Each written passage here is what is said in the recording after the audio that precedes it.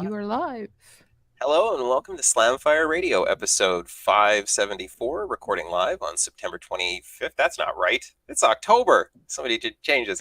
Recording on October 16th, 2024. I'm your host, Dustin. I'm Cowtown Tony. It is episode 577, I think. Mine's updated. I don't know what's wrong with yours. Yeah, The big letters are updated. The small ones are not. I didn't Oh, yeah. If it's in italics, don't read it. Those are the things that we should have gone over with you before you came.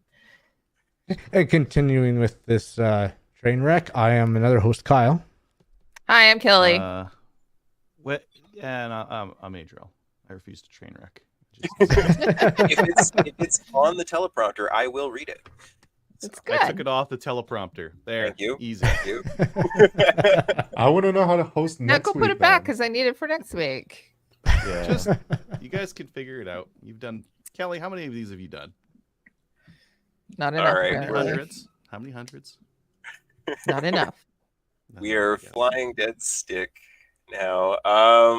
I guess, are we starting with what we did in guns, where our guest won't be here for a little bit? So Yeah, so let's do that. And then they're going to be joining us in approximately half an hour. is what we did in guns brought to us by anybody, or not anymore? Okay, Used what to we be did in guns is Calvary no Shooting Center. longer brought to us by anybody. Always open to new people bringing us things, Guns. guns and gun accessories. What I did in guns, I cleaned some guns today, and that was lots of fun. Got some ammo prepped for a potential match at the end of the month. It's a zombie match that I would really like to do, but I might have broken my finger the other day, and it's my shooting finger.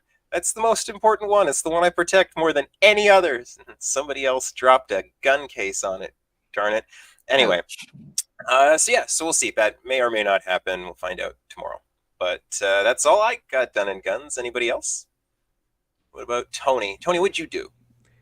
I'm focusing on destroying BTSA's IT infrastructure. It's great. Other than that, didn't really do anything with guns. I did get my freaking almost last month's Steel Challenge score back, and I got 48% single stack, which is, in my opinion, okay, considering my carry optic score is in the low 40s. And there will be another match this weekend. I'll be shooting open with a carry optics gun just to fill in the spots. Try to get the shirt, right? Well, maybe I'll get a flag because the hosts are saying my background is too empty. So we'll see what we do about that. But yeah, I've been asking to help out in an IT capacity for the club for a while, and they finally kind of gave me a chance and took me on. So we use Office 365, so I'll be trying to optimize the workflow for everyone. I do this for work, well, not completely 365 stuff, but IT service side of things. So hopefully that will provide everyone with a better experience, help efficiency with the range, and I guess a shout out to anyone who helps out at any of the ranges. I know Kyle jumped right in for his multi-gun stuff, and after he moved, and I think if you can contribute to your local club, you definitely should. Awesome. Let's go to Pedro next. No, Kyle. I'm driving. Kyle. Okay, Kyle, what'd you sure. Okay. Well, I shot the USPSA New Mexico sectionals over the weekend, and it was a fantastic match. Some good stages all around. Seemed fast, but then there were some tricky ones where they were quite technical on if you wanted to be competitive at it. Take advantage of USPSA rules on being able to leave the shooting area, and there was some where you needed to make your pinpoint footstep to get just an angle, and like there was some risk reward stuff too. Like there was one stage where I completely eliminated a full forward position because I ended up shooting at a tuxedo that was down there, but it was just peeking out the wall. So when you do a tuxedo, for those who don't know, you basically it's at the edges of the A zone. Okay. And I had a quarter of the A zone from, I want to say, 20 to 30 yards out to hit that target between the wall and then the hard cover of the target. It did end up paying off, but that was an example of one of the risk reward stages. Like that one, you definitely had to just slow down and get your hits. Did you use your sling? And as opposed to my usual, just go out and blast and take the penalties later. It's the way You to maple be. steed it. Yeah. So I think this was actually probably my best performance at a major down here in the States. Cool. So I ended up 5th in PCC and 1st Wow. in B class. Good for you. Wow, good for you. And had another B class PCC shooter in our squad, and we battled all weekend. It was really good because it was really close, and in the end it came down to, I think, less than 10 points. I'm just pulling up the practice score because I can't remember this stuff. Yeah, it was like 10 points difference, and there was a 20-point difference going into the last 4 stages on Sunday morning. And I did not have a great Sunday morning compared to Saturday. Was definitely my day. First stage was not good, but that's where half my penalties for the entire match came from, was the first stage. But so penalties wise, let's see. I ended up getting a procedural, so a foot fault. I was coming around a wall and back into the shooting area, and my toe hadn't quite lifted up off the ground when I took my first shot. And so I took a foot fault on that. Overall for the match, 2 no shoots and 2 mics. So, and of course they were right close ones. Actually, the 1 no shoot and 1 mic was the same shot that I took with. It might have actually been the next one after I got my toe off the ground from the foot fault. So that one target cost me pretty big. Yeah. And then another mic, mine got ahead of me and I knew it. It was right in front of my face. All the targets I had penalties on were right in front of my face. That's always the And way. just trying to rip and started driving the rifle down to the lower target because it was a double stack with a no shoot in between, and just pulling the rifle down before breaking that second shot off. And then the other one was a tuxedo last target, and just leaning out, try to rip off those last 2 shots. And it ended up, the second shot ended up about an inch into the hard cover, and I landed outside, looked at it, like, yeah, well, I'm not gonna make that up now. So Fair. the second no shoot I did make up with an alpha, so I just canceled it out. Nice. And But ended up, so there was one grandmaster there, and he took first place. I ended up shooting 86% of him. So That's not bad. I am pretty happy. That's where I say I like 86% of a grandmaster. I'll take that, and that's probably my best performance That's down here. technically an A score though. That's actually technically master. Oh, there you go. This guy's way faster than me, so I don't even. no, honestly, I I'm just had to gonna look shut to up see now. where it was, and I looked it up, and yeah, no, that would be a master score. it was a lot of fun watching the videos you were sharing. So Oh. Thanks. Yeah, it was fun. I didn't get any third person video, unfortunately, but and photographer got a couple cool pictures. I always don't have luck with the match photographers. They usually never get shots of me or whatever. So I was they happy to don't- get shots of one stage I shot. Oh, If they didn't know better, they would think you have a fixed magazine gun. I did end up taking a stage win too. really? Good for Oh, you. yeah. good for you. Yeah. Hey. Yeah, it was one with lots of running. And it was really interesting because you had 3 shooting positions, and the poppers activated a swinger, but at a different spot. So your right popper activated a swinger in the middle position, middle popper activated a swinger in the left position, and the left position popper activated a swinger all the way back to the right hand side. So you had to go back and forth. So I've one question. Are you concerned when you do inevitably come back to shoot a match up here that you're not going to have your reload reps in? I couldn't help but notice there's one glaring thing in all of your video is a lack of reloads, significant lack of reloads. Yes. Hopefully not, because I do have to train those, because even at this match there was some unloaded starts, and especially like even on the rifle, my reloads have gotten quite sloppy. Pistol, it's still there. Like, I mean, I still end up having to reload with pistol. It's like an extra 10 rounds in the pistol. Yeah, but when you start talking 30, 40, 50 round capacity magazines in your rifle. I wouldn't be that concerned about it, just because there are many USPSA classifier stages where you have to do mandatory reloads. Yeah. So Cal will be trained. I don't get as many reps in, but I can and should easily do that in dry fire. Fair. Yeah. It'll come back too. It's muscle memory, right? Yeah. Oh yeah. Yeah. So yeah, overall happy, great match. The prize drawing. I wanted to talk about the prize drawing because this was a new one that I hadn't heard of, because it was random prize draw. Okay. Mm-hmm. And it was random. Okay, we're drawing numbers based on your drawing the number of finisher, and then that was you, and then go walk the table. But they had a bunch of guns there as well. And they separated the guns from the main prize table. What they did was every 10th person pulled got a gun. Oh, that's cool. Oh. And then they reserved the last, and so like there was some echelons, like 320. There was a few good guns on there. They had a CZ Shadow. Whoa. And they saved that for the last person drawn. Oh, That's fun. I love it. Nice. That's so good. Yeah. That's good. Yeah, so it was really interesting. It kind of cool. I feel for the 9th person, because they'd even announced it. Like, okay, you're coming up, and you had to draw the next person coming up. Like, okay, well, you're drawing for who's getting a gun now. Oh, they're going. Oh, okay. Yeah.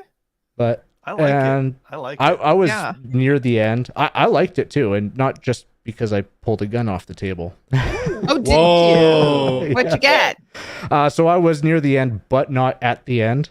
Yeah. So I think I've got the third last gun, including the CZ. So I ended up picking up a Springfield XD9 SC. Oh, cool. That's not That's bad. fun. And so the only other gun on the table at that time was a sub 2000. Okay. So I Gen was like, 3. Yeah. Yeah. No, Gen 2. Practical-ish? Actually, I think it was Oh, Gen 2. Yeah, but You have a better PCC. Nah. Yeah, you do. What? So I'm curious. Is there like a transfer waiting period in that case? What's the law? well, okay. So New Mexico, there is. Yeah. Yeah. So actually, I got to get down to the gun store, give them the paperwork, and then I've already paid for the shipping for it. Right.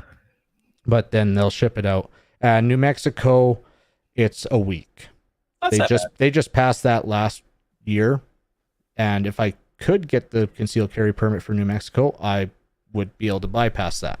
But Right. I can't until I get green card. Fair. Cool. But this shop's pretty good. So once I go in there with the paperwork, they're going to start the transfer. So probably by the time the gun's in, I'll be able to just pick it up. My 1 week will, because it starts at the time that my background check goes in. So Oh, sweet. Okay. yeah, so like I have to start. So if I'm buying a gun, it's going through FFL, so I'm gonna have to go through NICS anyways. It's not a private sale or anything. Right. Which New Mexico private sale technically is supposed to go through NICS, except for everywhere in the state is a two-way sanctuary. But yeah, then the gun shop even told me like, yeah, and if I want to buy anything in that week or however long until I pick up the gun, they keep that form open. They keep that form open. So if I come in, I'm gonna buy that just goes on the same waiting period. So Yep. Yeah. But yeah, that'll be interesting to try out. I looked at it. It's got interesting little beaver tail safety. We'll see how that works on a subcompact. Buy your 365 yet? I have not. So that means it's your new carry gun then. I don't know. We'll test it out and see how it compares to the Taurus. It is not optics ready. So, Aw. but That's we'll kind see. of a It might miss. end up being crystals. Yeah, Carry that would gun. be Yeah. that'd be a good gun for it because it's Yeah. only got like a 2-inch barrel. That's pretty It's like small. 3. Yeah, it's subcompact. I have a feeling it's going to be the same size as the Taurus. Now on the Taurus, I think I might have actually found ammo that actually works good in it. Because No. I hate that gun. I absolutely hate it. What? You never mentioned why you hated it. Because American first well, world granted, maybe problems. it's break-in, but for one, it's hard to shoot. I've kind of subcompacts or micro compacts are a novelty in Yeah. my mind because they are extremely difficult to shoot. Yeah, there.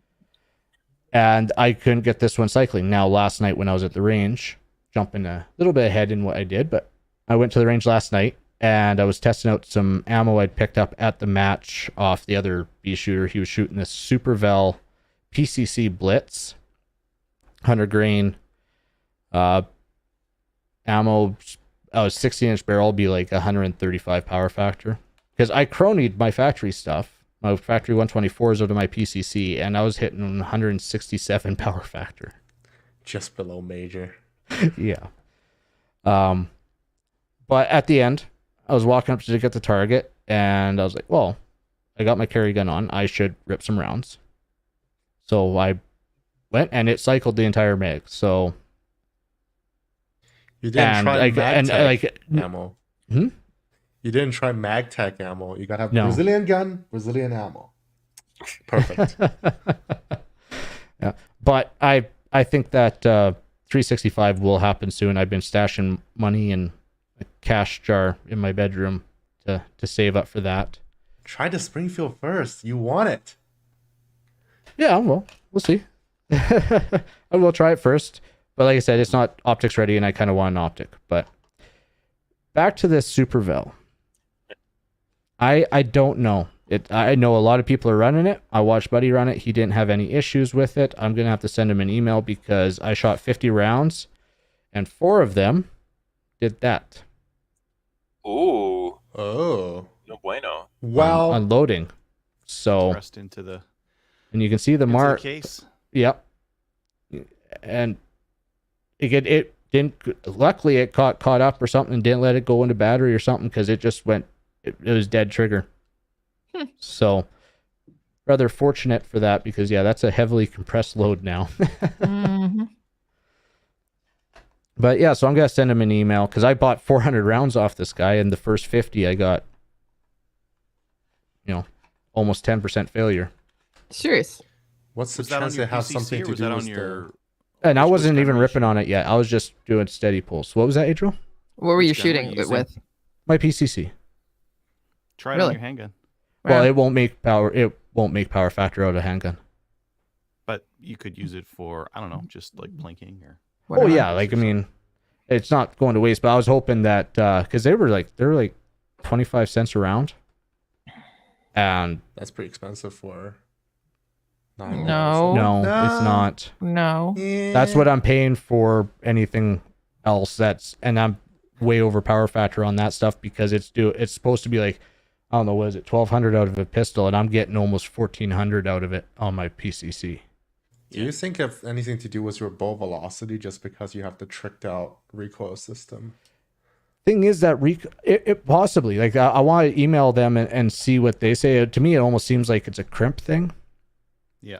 Like it was a light Or crimp, The bullet they chose. But, like, because the buffer spring, it doesn't drive that bolt home super fast, even with that bit of spacer in there. Okay. But it could be just the PCC. So yeah, but I did reprint the short stroke kit. Sorry, we're all over the place with me tonight. Reprinted it at 100%. I did try 50%. It fell apart, but it didn't like catastrophically fall apart after like 100 rounds. But that is after the entire match at 100%, and it is perfect. Nice. Oh, you didn't even do the whole planned per stage swap. Oh, I printed 12 of them, so I knew that I could at least get it through a stage with one. So I had one for every stage. But that's the first one I put in, and it lasted through the whole time because I knew like, okay, it was after 100 and some rounds that stuff was failing. So I was like, okay, I got a few stages to shoot this before it catastrophically fails, and it didn't. So far, so good. Moving on, I talked with Timney earlier this week about triggers for the PCC because while I like that trigger, it doesn't match my AR. And I got 1.5 pound. Yeah. Yeah. Got a little bit more clarification. So I got the Kelvin Elite because I had it spare. I was like, can I please run this in my PCC? And they still told me no. So I kind of have to listen to them in my position too. So, well, they sponsor me, so I should probably listen to them. If I paid for it and just bought it, fine, okay, I'll run it, but I should probably follow their guidance. But I guess the major issue is the violence of the recoil and everything. But the hammer, I don't know if it's going to show up, but actually on the Kelvin Elite, actually contacts the disconnect on reset. So they say that's the main issue with it, and it just wears out parts. Okay. But they said they were talking with engineers, and their new AR Pro trigger, which is the replacement for the DH3, they said doesn't do that. And so they were saying in theory it should work, but they hadn't tested it. So they're actually sending me out, it should have shipped today. They're sending me out an AR Pro that I'll be doing a bunch of testing in the PCC with and make sure it runs good in the PCC. And then they can advertise it as, if it goes good, they can advertise it as okay for the PCC. Nice. Put me in, coach. I want to be the beta tester. With that conversation, confirming slot for Superstition Mountain, and then they kind of anyway. So I'm starting to load up my next year shooting. So Texas 3-gun open. So Craig and I registered for that because that filled up rather quickly. And Superstition Mountain open today. Confirmed with Timney my spot for there. And then, they were mentioning, they're sponsoring 2 other matches that they wouldn't mind seeing me at. And so it's Arizona PCC Championship. So I'll put that in the schedule. And then Red October, I don't know if I'm going to do that one. I told them I don't own an AR yet. And wrong AK. Where's your sorry, an AK. You knew what I meant. I don't own an AK yet, and depending on the match dates, on exactly what weekend it falls on. So but it's next year is already starting to fill up. I think I'm already planning now 5 majors because I'll still go work Rocky Mountain and still planning for multi-gun nats. So we'll see what other, and I'd like to do PCC nats next year, but we'll see how everything goes. As a Canadian, do you not own an SKS? Oh, you can't bring it here. Nope. I sold my SKSs once I bought an AR. Fair. Exactly. Buy AK then. Palmetto State. Yeah. We'll You see. still get to keep your ARs. We'll keep our SKSs. Whatever. Where's my pistol at? And then just prepping for local match this weekend. So we got local match, and that's about it for me. I could probably talk a little bit more, but looks like we're getting some guests filled up here too. Yeah, we've got some guests. Should we shift gears, or Kelly, Adriel, do you want to? Kelly, is this everyone we're expecting? So I was everyone. just We can start with main topic. I'm buffering. Yeah, I'm buffering a little bit. Yeah, I was just telling them we'll be adding them a little in a few minutes because we were just finishing up what we did in guns, but we're finished what we did in guns. So let's add everybody, and then we'll get into the main topic. Wonderful.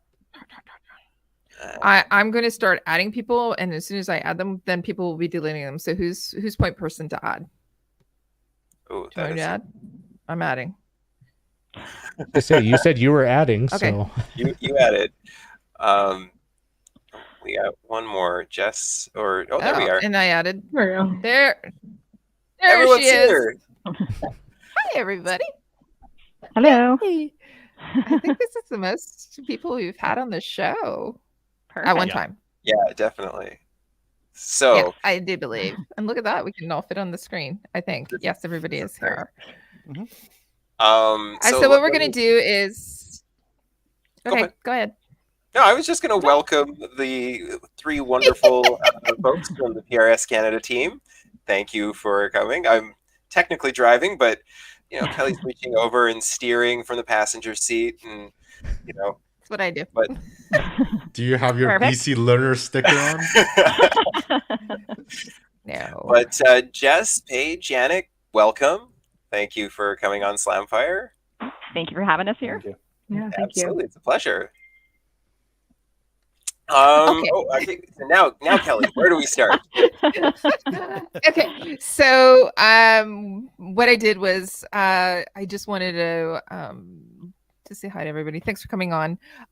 We have somebody that was going to be coming on. He wasn't able to join us this evening as well, but Jess Titchler, her and I have been on podcasts before, and I've known her since she was knee high to a grasshopper with big curly hair, and her smile was bigger than her gun. And Yannick, I know that you've been on Rimfire with Rick, and you're a seasoned podcaster as well. But Paige, welcome. Is this your first podcast? Yeah, pretty much. No, Ooh. my first one. Yeah, I've done I've done stuff at like SHOT Show and interviews like that, but nothing like podcast wise like this. So this is my first time, so I'm excited. Fantastic. Okay. And you guys are all part of Team Canada. Yeah. Sorry, go ahead, Kelly. I'll stop Kelly, talking. your internet's a little bit behind. Yeah. Yeah. You know what? I'm going to let Dustin drive the bus. But I'll jump in if my internet catches up. How's that? That sounds good. Let me know if there's anything in particular I should be asking. Yeah, I mean, I had some questions. I'm not really sure how to start this out tonight. Well, why don't we start by letting them introduce themselves? Yeah. So Jess, Paige, Yannick, why don't you guys introduce yourselves, starting with Jess, maybe? Sure. I'm Jess. I'm 16. I'm from Southwestern Ontario. Yeah. I've been shooting I've been shooting competitively since 2019 with my dad. I started off with a lot of rimfire. I'm kind of relatively still new to centerfire, to be completely honest. But yeah, it's been fun. We're still learning, but it's a journey. Absolutely. And what about you, Paige? Yeah, I've been shooting for a while, but I've only been shooting long range for about 3 years. Before that, I did a lot of IDPA shooting, so I did a lot of handgun shooting here in BC. So I'm located at Chilliwack, BC. I also work for MDT Sporting Goods, so we are a local Canadian-owned company, which is awesome. So that's where I kind of got started into the long-range centerfire and rimfire game, because of course you can't be at MDT without shooting, right? Because we're all shooters. So, and they push us out to get out there. So I say about 3 years doing long-range centerfire shooting. This is kind of like my first year of really doing bigger matches. I do go quite a bit down to the Pacific Northwest on the American side, do a lot of PRS shooting there too. So that's kind of where I got more and more into it. And then I was able to get onto Team Canada, and it was an awesome experience. So it's a little bit about me. Awesome. And Yannick, how about you? Yeah, well, not much to say. I started PRS under fire just before the COVID hit. So when it hit, I had, like most people in Canada, to stop shooting for like stateside, and pretty much every like military base were closed too. So I'm from Quebec, eastern side, and we only shoot PRS on military base. So we had to break, and I started rimfire just to get the thing going on. And when COVID, when they reopened the border, and every restriction went out, I started back again on the centerfire, and that's pretty much what have been happening up to the World a couple of weeks ago. That's awesome. So it seems like kind of everybody had a different journey, but you've all managed to get here together. That's real cool. Jess, I can't get over the fact that you're 16. I feel really, really like just like what have I done with all of the years of my life? But that's that's wonderful. And Paige, that's cool that you're out at MDT. We're close. I'm in Burnaby, so Oh, nice. Yeah. So spend that's some time you're out in pretty close. Chilliwack. Yeah, Awesome. Yeah, yeah. it's a We great probably place. shoot at some of the same ranges. Yeah, probably, right? Because there's some cool ranges around here too. We do a lot of like the BC PRL shooting. We do a lot of the Chilliwack and on the islands. So Yeah, that's awesome. Kelly, do you have any direction you want to take this tonight? Sure. Yeah. I don't have any show notes, so I've just got questions. Okay, so why don't we get into it from the perspective of how were you chosen to represent Canada? Actually, before we do that, can we talk about what guns you were using down in the U.S. because it's a gun show, and then let's get into how you're chosen to represent Canada down in Colorado, and we'll talk about how the match went and everything like that. So, Yannick, what were you shooting down in Colorado? What was your setup? I was one of the open team shooters, so I had pretty much my usual rifle. So it's like obviously it's a full custom rifle, Defiance Elite Action benchmark barrel in a 22 BR, MPA chassis with Schmidt and Bender scope on it, and a lot of MDT goodies like the bipod, the timer, the level on it. So yeah, pretty much it's pretty much what I was shooting. Sounds beautiful. Paige, what about you? Yeah, for sure. So I had a Defiance Deviant Elite Action with a Geisley barrel. It was 26 inches. It's chambered in a 6BR. So this was my actual second match shooting the 6BR. I used to shoot a 6.5 Creedmoor before and then went over to something that just recoils a little less. I had it in the new MDT ACC Premier Gen 2 chassis. So I like to run something a little bit more maneuverable. I know a lot of the guys try to weigh heavy rifles down, but I am not a very big person and I need something to be get in and out of and across the rocks and the terrain really fast. So I decided to go with a little bit of a lighter setup. And then I also use a Burris XPR Pro scope, which I really like because it has a turrets on the top where you can actually mark your dope on there too. So it's nice and quick. So you're not always, I have my dope card still just to verify, but I can quickly, if you're going back and forth between targets, you can quickly switch. You have two different colors, same color 1, color 2, switch. So I really like that too. And then I was also using Peterson Brass, which I'm also sponsored by, which was really great. Like the whole time, but the bad thing about the Deviant Elite is it likes to throw its control around for you. So it's like to throw the brass. So I had one stage where an RO looked at me, he's like, man, I tried to grab your brass, but it was going flying straight over the edge down the cliff. And I'm like, I know, it does that. So it's that painful thing when you know, the brass goblin gets your brass in there. But, and I also do a Trigger Tech trigger single stage. So it was a really nice setup. Yeah. Jess, you want to tell us what you shoot? I've seen what you shoot, so tell us all about it. So I shoot also a 6BR. I started off with the 6XC, but we kind of like, I'm not that big either. So we went for like a lower recoil so I can manage it, which actually is so nice. It's really nice.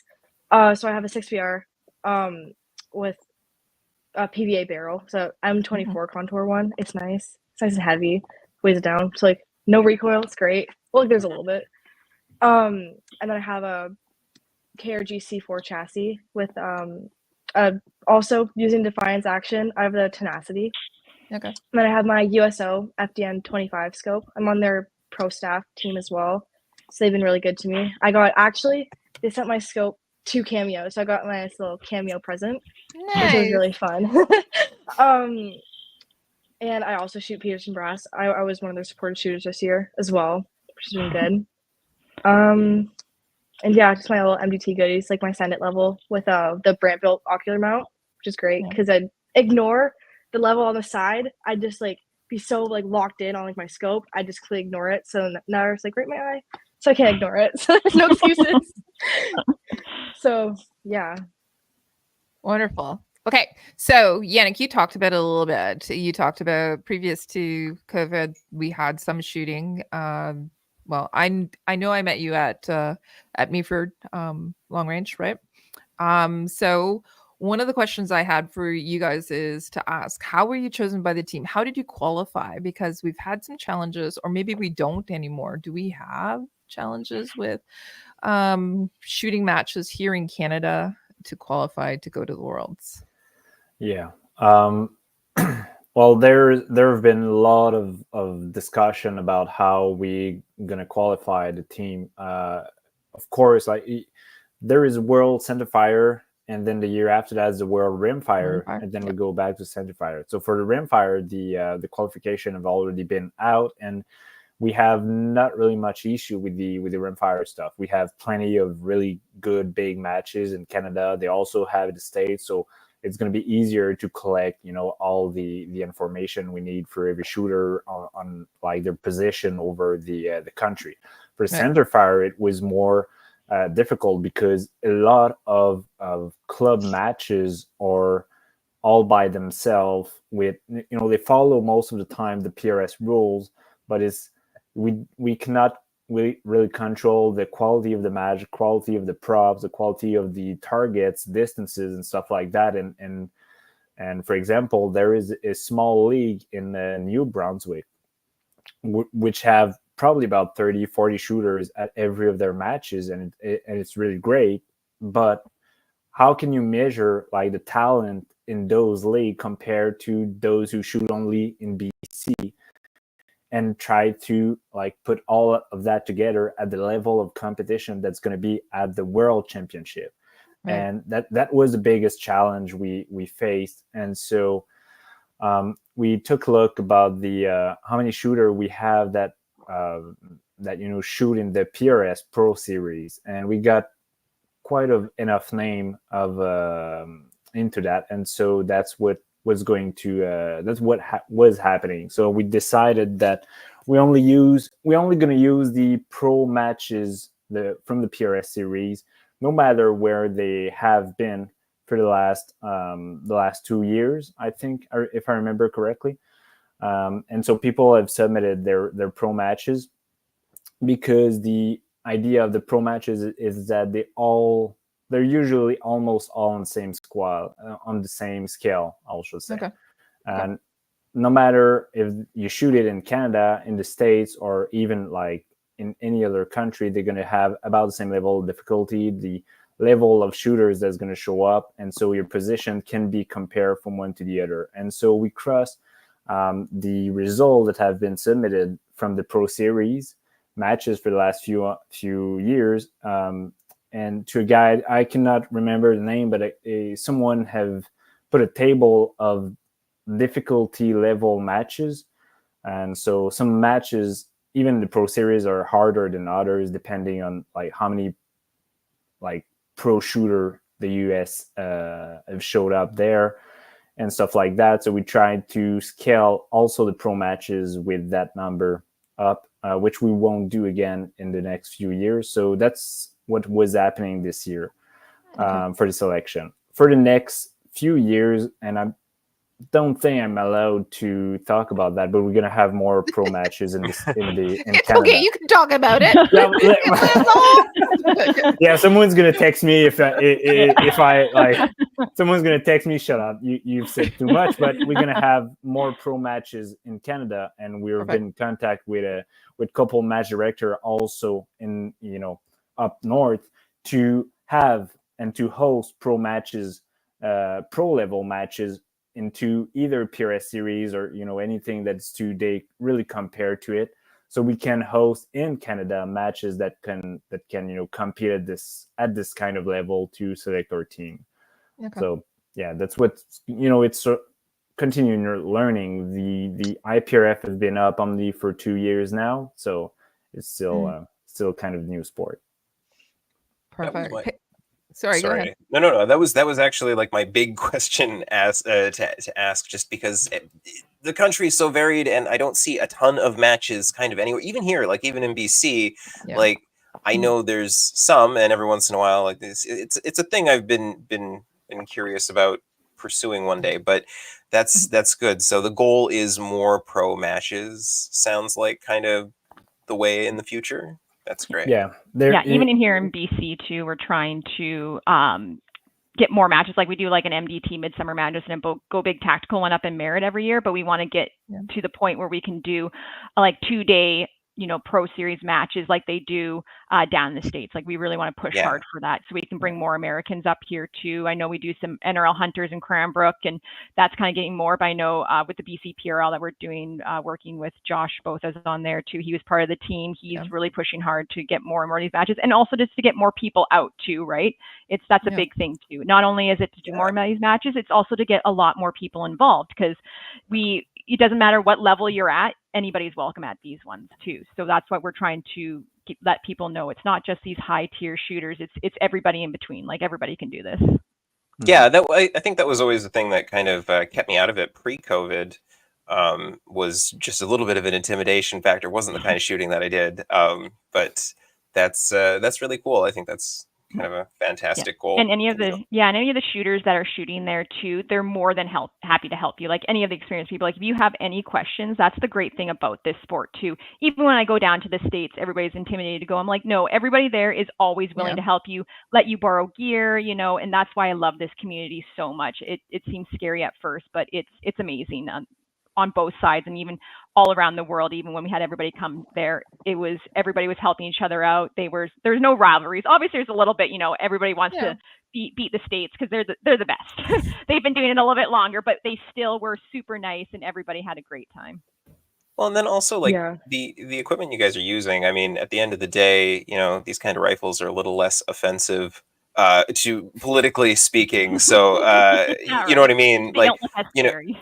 No, well, it's just like, you talk about going down to the States, and I used to go down quite a bit, different kind of competitions, and like all of the guns that were on that ATF forum, like, I don't think any of these can go to Washington anymore. Like, and but not the case for you guys, I guess, eh?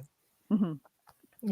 Yeah, we're saved so far. It doesn't mean like we don't feel concerned about everything that's happening. And we also shoot. Most of the shooters use more than 10 rounds magazine, because most of the stages are either 10 or more than. And so most people, I will say, well, personally, I use only 12 rounds. Even MPTs? Yeah, even with a 10 round stages, right. you have Don't worry, I'll two talk to you spare. about it later. Yeah, you have two spare, so you can eject one for any failure you have, and you can still going on. So that's a big part of the sport right now, and everyone is really concerned about the mag limitation at 5, because it's gonna change everything for us. So, but yeah, especially in rimfire too, because you can get like up to 14 round magazines too, and they're a lot more finicky in rimfire too. Like you always could have issues, so it's nice having that extra capacity. So it is a little worrisome for sure. Even for us too at MDT, we had to move states because of it down there. Because going from Washington over to Idaho Falls, so we've seen a little bit of an impact. So it's worrisome, but hoping things don't go that way. Fingers crossed. Yeah. Some of those rimfire guns I'm actually really curious about. There's some neat things you guys have. Oh yeah. And once again, like any people that want to come out, we always try to do like loaner rifles too, so you don't have to worry about being embarrassed. Be like, I only have this tiny little factory rifle. It's like, no, like get in contact with us. We'll set you up with a rifle. Like we're more than happy to set you up with ammo and rifle and go from there, right? We want to get everybody involved, and you don't have to have all the knowledge. Like it's a very simple, easy thing to do. Like get out there, right? It's not too hard. Yeah. Excellent. Note to self: Paige is my new best friend. Yeah, right. Yeah. I'm serious. I've got a lot of rifles, so anytime you want to go, let's go. Yeah, I might actually give you a poke. I'm in Chilliwack often, so perfect. Let's do it. And that's probably the case for every out east. It's about the same. Like we have loaner rifle at about every matches, every club. If they don't, just send an email to the match director, and he's gonna hook you up with anyone. Like most of the shooter have spare rifles, and like we don't mind. We really don't mind like helping each other's and just borrow someone else's rifle and stuff like that. At the I had an issue with mine, and I ended up the match with Ryan's rifle down there. So yeah, that's the kind of community we have in the shooting Yeah. sport. So It's a Awesome. good community. Our Jess, community is really good. sorry. Sorry. I was gonna say, like, especially when we're down in Colorado, we were like looking for like ranges so we can just like test like the speeds and stuff all at altitude before we went to Cameo, because we knew kind of like our sighted day. We only had like, I think it was like an hour or half an hour. It wasn't a lot of time, so we knew like, hey, like I want to like get like my gun zeroed, like, you know. So we were down in Gunnison, and we were just like looking around, and then there was this dude, and we emailed him prior, and he was like, oh, like, come on down, like I'll help you out, like, well, I'll teach you all the Colorado winds, all the mountains and all that. So I went down there for like a morning to like mid-afternoon. He like opened our house, he had coffee in his house, and we went out to like the range. It was really good. Like everyone in the community is so great, and like especially at matches, being like younger and like a girl, people can be really intimidating, or like going to matches as like a female shooter can be like really intimidating. But like everyone's so like open and like welcome to like help you. It's like, oh, like here, this is what I would do, and like they're so like quick to like offer up help. Like most of the time you don't even have to ask. They'll like be so like welcoming, which is really good. Yeah. 100%. Yeah. Can you tell us, Jess, about the matches that you shot to as part of the Pro Series too? You went down into some of the states around where we live. I know that. I was watching you go down. So what were some of the matches that you did? For pro matches, I did the Vortex Vengeance at MKM and the Peterson Cartridge match, because there's not really much where I am, just because we're in southwestern Ontario, so there's not really like a lot of like ranges where we can go like straight out to like 1200. So we had to like, we were driving like 7 hours down to Pennsylvania to get some like just centerfire period. Sort of in like New York and Pennsylvania area. So we tried like to get as much as we could like in terms of practice, but it's just how much driving can we do in like 8 months to prepare, you know? But we did the 2 pro matches in Pennsylvania at MKM. The manicured golf course. That's what I call it. Well, because everything like down where I am is so like square ranges, so going to Cameo as well was so different. It was like, oh my god, there's mountains, there's so much like target acquisition. I was like, ah! But it was a really fun challenge. It was cool. That's so awesome. Do you guys want to talk about CAPRA, the organization itself? So it's the Canadian, what is it? It's the Canadian Precision Rifle Association, right? And you said it's relatively new, Yannick? Yeah, well, the IPRF, which is the International Rifle, you know, the biggest association, which under every country have, it's about the same letter. So it's the first 2 letter of your country, then PRA. So for Canada, it's CAPRA, and IPRF. The first matches they've organized with France in 2022, and for the centerfire match, we were not organized enough at that time.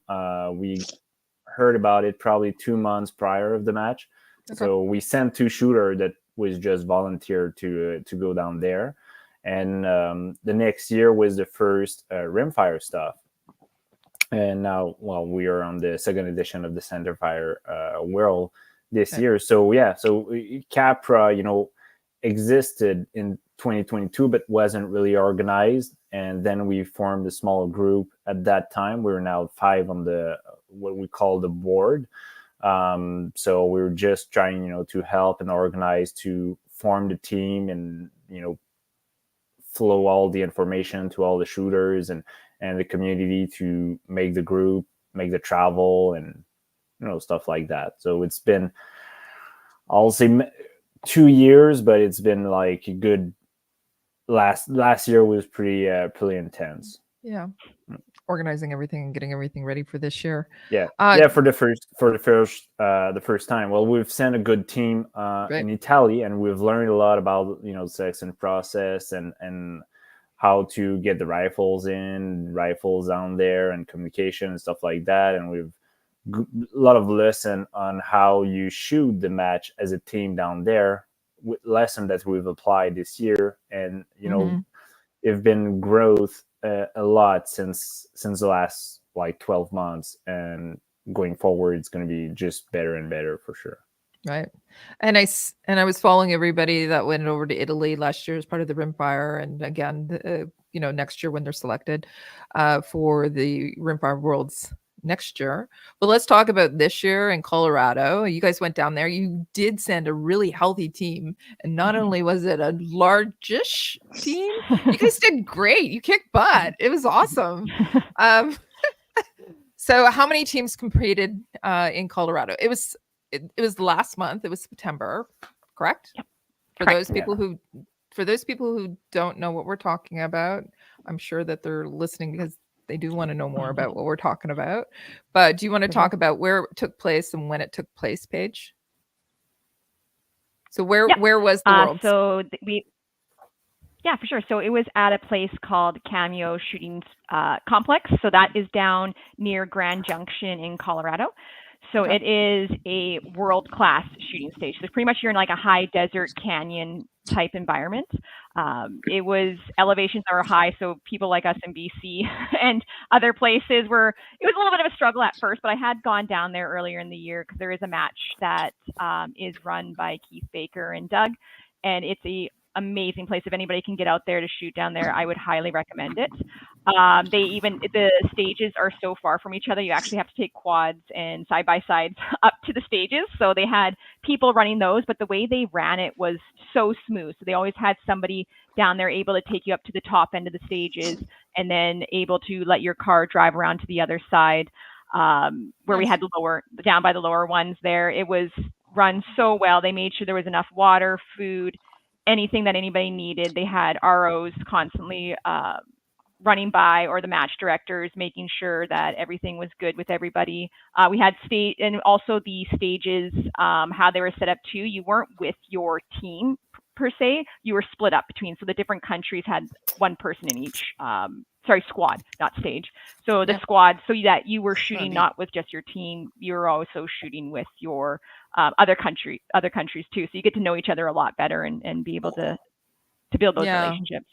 Yeah, it was great to see the different the diversity within the squads. There was youth 100%. Shooters, females. There was male shooters and different types of shooting as well. So yeah, and there was also they were allowing people to come up and spectate too, which was really cool. So you could have your family members with you to come spectate and see how you're shooting. So yeah, we had divisions. So the kind of different divisions we had open, which shot different than the rest of the division. So we had females or ladies division, limited, factory, seniors, juniors. So we shot on the Friday, Sunday, and then the open would shoot on the Saturday, Monday, just because there was just too many of us. We couldn't, I think there's about 200 and I can't remember. It was like 250, maybe somewhere in there, about 22, 23 countries that came. And there were some other healthy countries too, like the Norwegians had a big team, the Swedes, we had people from all the way from South Africa, Australia, New Zealand. So some people traveled quite a bit to get there, and some really good shooters too coming out of there, which is awesome to see that they're improving more and more and more. And they have PRS all over the world. So it's going to be really exciting to see in 2 years, those people we did meet, how they're going to be coming back in. So we definitely have to be on our toes. We cannot, step on, the brakes. We got to step on the gas because they are coming up fast, and we've got to make sure that we keep up on our end too here. But it was an amazing time. So many relationships built, so many people even helping each other out too. Like we said before, like in the squad, it was definitely like if somebody's having struggling or anything like that, they'll come up and help you and be like, hey, do you need any help? What's going on here? So that was awesome too. Fantastic. Carly was saying, so Carly is somebody who I spoke with recently about her and Vanya about their optics company. And I know that they're heavily involved in PRS, and also with, they went down with you as well. I saw that too. So she said there is 266 participants from 22 countries, which is freaking awesome when we think about it. How many were from Canada specifically? So how many shooters did we send? We had 30 shooters. Okay.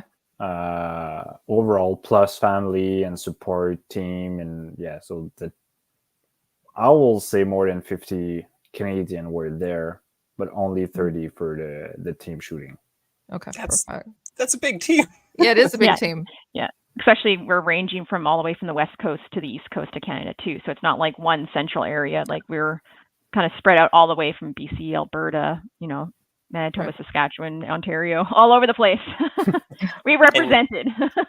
And Yannick, you said that you guys may not send quite as big a team next time. Did I catch that right before, or is it the plan to keep with something this size? Like, Yeah, we plan to keep as much shooter as we can. excellent. Yeah. Yes. Good representation. 100%. So, Jess, do you want to talk a little bit about the youth group that went down? 'Cause you Yeah. were the only female on it, but there was four other guys, right? There was 5 of you altogether. There was only five? 4 of us. 4. It was Yeah. me, Luke Trinke, Chase Yeah. Beckley, and Andrew Wolf, and all really, really, really, really talented guys. Yeah. But it was really good. Me, Chase, and Andrew all stayed in like an Airbnb together, so it was really fun to have like it was like a lot of because I never met any of them before. So it was nice to like meet everybody. And yeah, it was really fun. And now I'm good friends with everyone, which is really nice. It was a lot of like relationships were built. So it was nice. So I have more shooting buddies that are more my age instead of like full grown men. But Not creepy at all. It was really Okay. Yeah, we old Creepy men's at all. are intimidating for sure.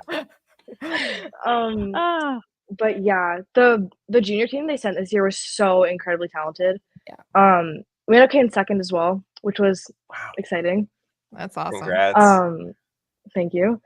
But yeah, it was really good. And also something to add on to like the diversity of the squads. I was expecting more of like a language barrier because like so many different countries, but honestly there wasn't really that bad of a language barrier. There was only one guy in my squad who couldn't like speak English, but he spoke French, and I can speak like a little bit of French. So yeah, it was honestly it was really good. I was pleasantly surprised with how easy it was to like, communicate with everyone because like Paige and Yannick were saying, everyone was so like helpful, and like if you had a bad stage, they'll be like, oh, like you were like doing this, like next time like hold a little more wind or hold less, or like your elevation's off by like 4/10, like it's everyone's really helpful. That's so great. Yeah. Jess, you said it sounds like you don't get a huge opportunity to practice at some of those distances. Hey, like what's been your experience kind of expanding into that skill set a little bit? Like how are you training? So we have like a range, like my like home range, which is like Warren Field, which is like 5 minutes away from my house. That like we can get some distance by like shooting across the field, but not so much in the summer because they like grow corn in the fields there. So you kind of got like the winter months and then a little bit into the spring before the corn gets too high because the corn shoots up so quick. Yep. But there's not really a whole bunch, so I'll just like it's like 200 yards I can get, like sometimes a little bit more. It honestly it really depends. Again, like shooting across the fields. But I trained a lot of rimfire. Like my rimfire skills honestly kind of like translated towards centerfire. Obviously there was like a lot of learning curves, but my background in rimfire, because I have so much, like I'm really strong in my rimfire, so a lot of those skills really transferred over. Yeah. But again, like I was saying, like we're shooting almost like a match like every single weekend, but a lot of those are centerfire, so we'd go down to like New York and Pennsylvania for like smaller matches. Right. So I was trying to get as much match experience as I could while also getting like positional practice in and dry fire and all of that. So I was trying to balance it all. That's just super impressive. Again, somebody at your age operating at that level is just mind blown. Congrats to you guys coming in second. That's awesome. So Yannick, do you want to talk about how our 30 participants went down? What was the breakup with respect to open, our LEO and military crew as well? They placed well. They came in second, I believe, as well. Correct? Do you want to do a breakdown on how everybody did and that? Yeah, I'm gonna have to look back at our scores. because like we got so much team on the podium, honestly. Right. As I said, Canadians Good get down, problem we to have. represented. Yeah, So Yeah. many awards I don't even remember. No, Yeah. there's too much. But yes, junior team took second place. Mhm. The factory division, which is like rifles out of the out of the shelf, out of the box, took second place also. We got a senior division, second place also. Mhm. We got Milio, third place. On the Milio, we also got Etienne, who got the third place individual. The Mhm. rest of the calls were all for the team, and for the limited, we were fourth, and overall, if I remember correctly, the Canada was fifth as a country for every division and overall. So that's kind of still not too bad for 22, 23 different countries down there. Right. And also with the population base that we're pulling from, as Paige said, we're pulling from across the country. The US sent a huge team, obviously it was in the US as well, and they quite frankly have the ability to shoot more often than we do. So I thought that as I said, Canadians were well represented down there. You guys did a fantastic job. Paige, what about the women's, do we call it ladies or women's? How who are your two mates and how did you guys do? ladies. Yeah, ladies. Okay. Yeah, for sure. Ladies. So we had sorry, I'm gonna forget everybody's name here because you put me on the spot. No, we're on. There's Cheyenne, myself, Shauna, and Estelle. So Estelle is also locally out of here too. She's out of Squamish, out of BC. So I've shot with her quite a bit. So I knew her going down because we've shot rimfire, and she also comes down to the American matches. The other two, I talked to them before online, but haven't met them in person. So it was really awesome to see them in person, and we just clicked right away. So we had a great women's team. It was awesome to see. I just love it when we see more and more women getting into the sport and having the passion, and everybody's just nice. And like I said before, helping each other out. So it was awesome. I enjoyed them, and they're great shooters and great women too. So you had already shot with some of them previously. With Estelle.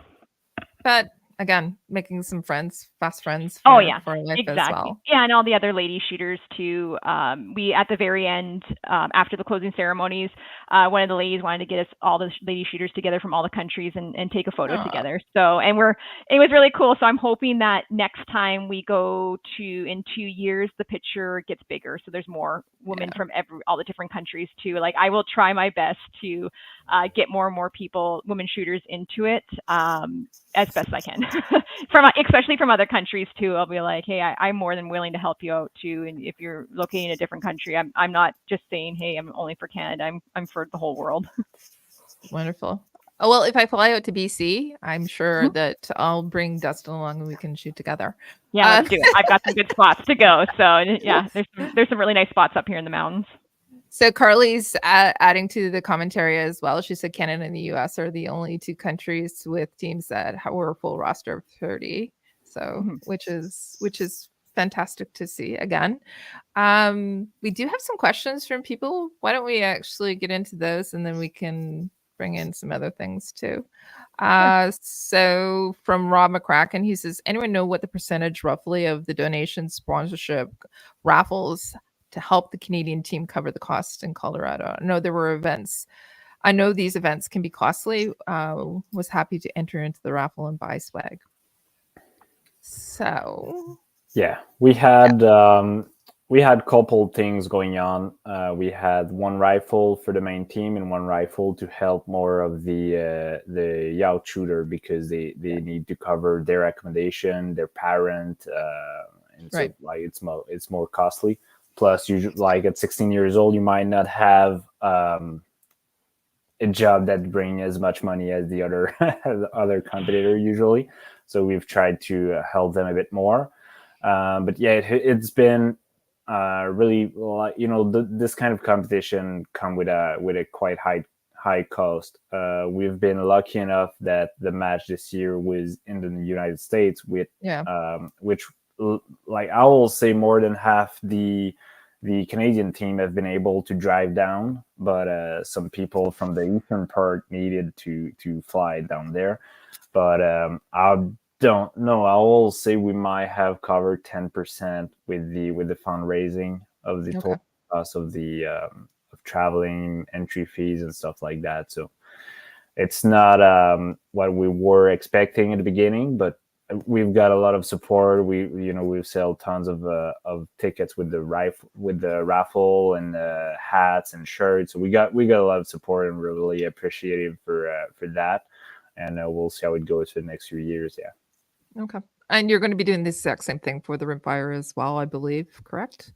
Yeah, I believe so. For the next year's Worlds. Yeah, we haven't much talk about, like, we just we just got back. We're now, and we're already, we were still like driving back home and in the plane, and we were already texting about the qualification and stuff for the Rimfire, and we're like, well, what about we take a break for like at least a week? So we're in the discussion about that. But yeah, we're also gonna do some fundraising and stuff like that to help, still help the team.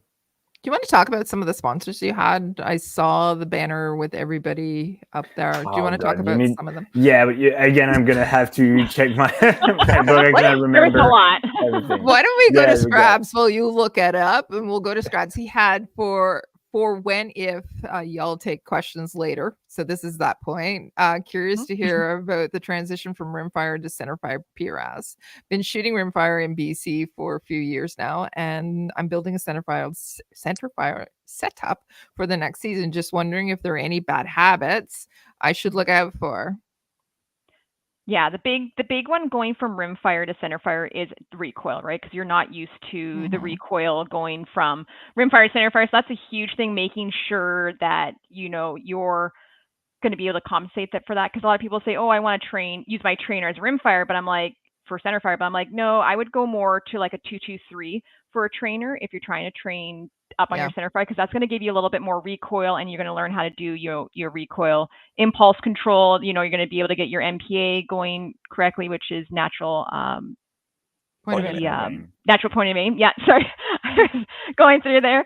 So making sure you get that. But Rimfire is also there, like Jess said before, it's also very good because you're getting the trigger time, and trigger time is what's really important. So getting your position, learning how to transfer from position to position. That's what Rimfire I find is really good for, but definitely being able to control that recoil, because you want to be able to see that target and get back on target really fast, because target acquisition in some of these matches is really hard, because I shoot out in the Pacific Northwest where finding targets can be very difficult. So at least I had my target acquisition was a little bit better, because it's not just these manicured straight lines. There's a lot of shooting in trees and bushes and different hillsides. So that is something, when you aren't used to that recoil, it can be quite a little bit of a learning curve. But like I said, if you're wanting to transition to that, go and you want to do like a trainer gun, definitely go 223. I know the ammo's a little bit cheaper, because it may be going up to like 6.5, or trying to reload. The ammo does, especially here in Canada. It's nicer in the States because they get a little bit of a break on that. But yeah, definitely those are things to look for, is definitely compensate that recoil, because it's going to be different than Rimfire. Great tip. Yannick, you got your sponsors up there? Yeah, it might not be up like last update. I'm not the right person for talking about that. It's more Carly who's taking care of that. But we got mostly for the for the rifle, we got for the ticket raffle. We got IBI who provided the barrel, and DTU provided the chassis. We got Apex Optic to top all the rifle with the scopes. We got Ultimatum Action. We got the trigger tech, KDEX for the chassis, and we also got other sponsors like for the team, Court Group. You probably know them. Go Big Tactical, the NFA. All right, I think I'm saying it right. Yeah. Dominion Outdoors. proof barrels, Labrador, Vortex. That's mainly what I have on here. And Ken, who also did the chamber from accuracy. I'm not sure about the name of the company. Carly would probably be able to, while we're talking, she's probably doing it right now as we speak. She's really good. Like, she was really awesome down, taking care of us down in Cameo too. So I got to do a shout out to her. She was making sure everyone was taken care of. If there was any issues going on, she was like the point of contact to, run around. They rented their own like side by side and was going around taking. There she is, Accuracy Development Solutions. Like, Ken, shout out to him too, because he chambered my rifle too. It's great. I have no excuses. But yeah, Carly was awesome. She was supporting us every point of the way, and organizing it too, because there's so much little things you don't think about, right? And she was making sure she was on top of those. Yeah, she's a huge fan of yours. Organizing it. I was just gonna I say, remember Carly was like running up and down the side of the mountains, like bringing lunches up, and I was like, girl. Yeah. I'm like huffing and puffing, like walking through like Colorado, because from like the elevation difference is such a big difference. I'm like, I don't know how you're doing that right now. I'm like hardly walking. There was some points. Really great. Her and Madeline were doing a really good job. They're the mom of the team. They're amazing. Yeah. Can I ask? Go ahead, Yannick. Yeah, when we were talking about lesson learned from Italy, that was one of the main point of the team, is that there is so much stuff going on that when you're shooting, or you're a shooter, and like you still need to keep your game on, the shooting part. So if you got to, like, if your buddy shooting side to you doesn't have enough water, well, you have other stuff to do than like running down the hill, or like driving down the hill for 30 minutes to get a water bottle for him and stuff like that. And so, and someone just taking care of all the organization. And so Carly took care of all of that this year. And that's going to be like, definitely have been so helpful for all the team. Like, everyone's been really, really appreciative for that. Yeah, 100%.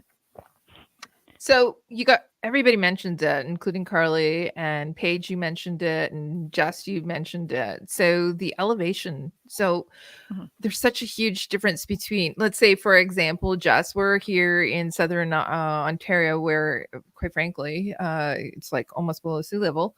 And then we have Alberta, which is, Alberta, which is Calgary. So we have Canon access there, or where you are, Paige, Chilliwack, which has mountains as well. It's more along the lines of Colorado. So how do you prepare to shoot for something that has the elevation, the moisture content in the air as well? Because Colorado is much more dry than up here currently right now. Elevation difference as well. So Carly did say we should have Carly on the show. Yeah, right. Because I see her keep popping in there, right? She's Carly will bring it on next week or something that. Yeah. So how did you prepare for it? Because it is different. So the week before, what I did was I was making sure I was super hydrated. So like I was already pre-hydrating the week before I went, knowing, because I've already shot there. I shoot like at Parma in Idaho. I've shot at, Lead Farm down in southern Washington, which is a little bit drier too. So I know making sure you're keeping hydrated, because there are times, like when I was shooting at Cameo earlier in the year in May, there was people who weren't drinking enough. And it's not just water too. You have to make sure that you're hydrating yourself with either electrolytes or something that will be able to absorb into your system.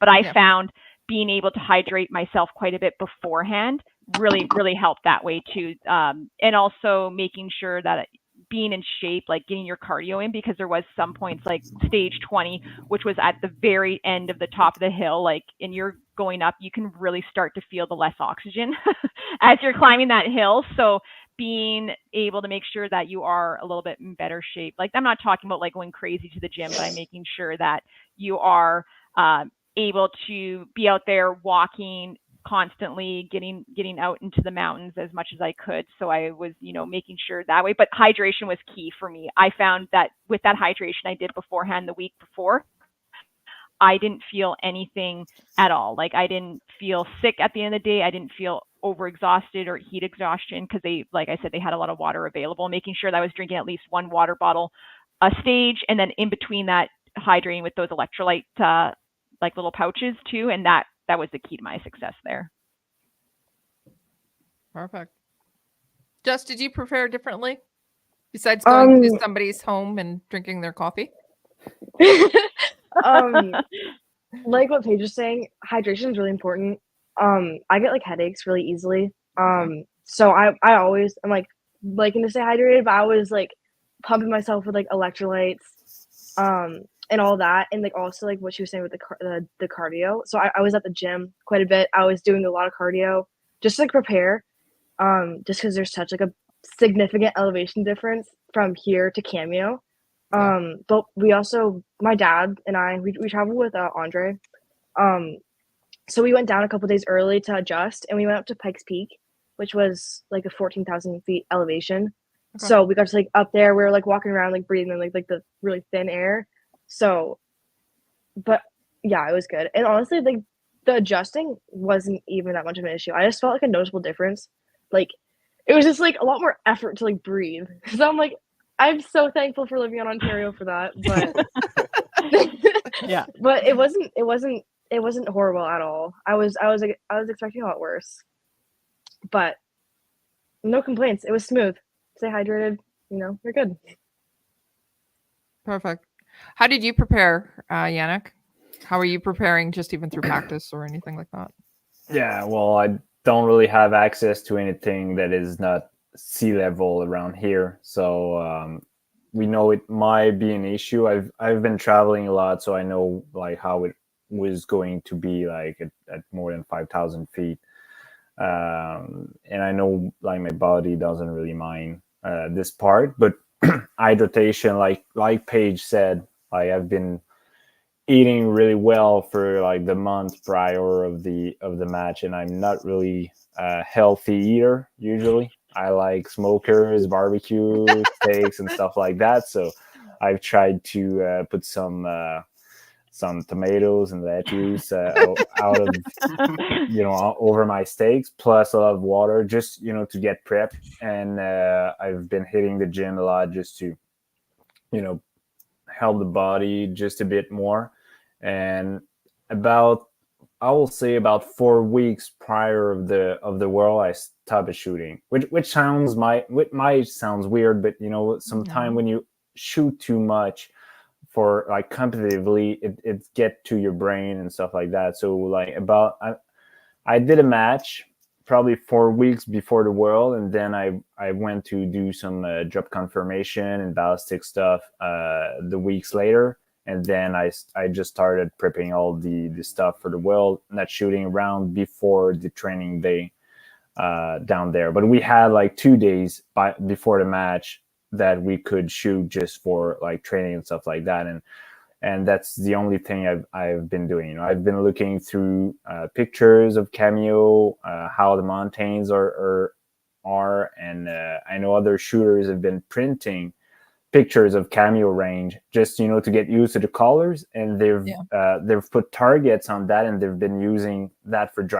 doing some dry fire just to get used to the terrain, the gray and tan stuff. Like we're used to get gray. Not gray, but green, in the mountain here. Yeah. So just to keep the eyes, on that. But on my side, I've been shooting a lot during the year. Took a break a month prior just to get the mental game on, and that's about it. Yeah. Perfect. Tony, Dustin. You asked like a whole bunch of my questions. I have a whole notebook full of questions. Nice. You asked like most of them, so Ooh. I mean, yeah, or some element of that. I love the concept of like a shooting diet, but yeah, no, and the electrolyte thing that's huge, and I work in film a whole bunch, so we kind of survive off those same things, and yeah, no, it's great.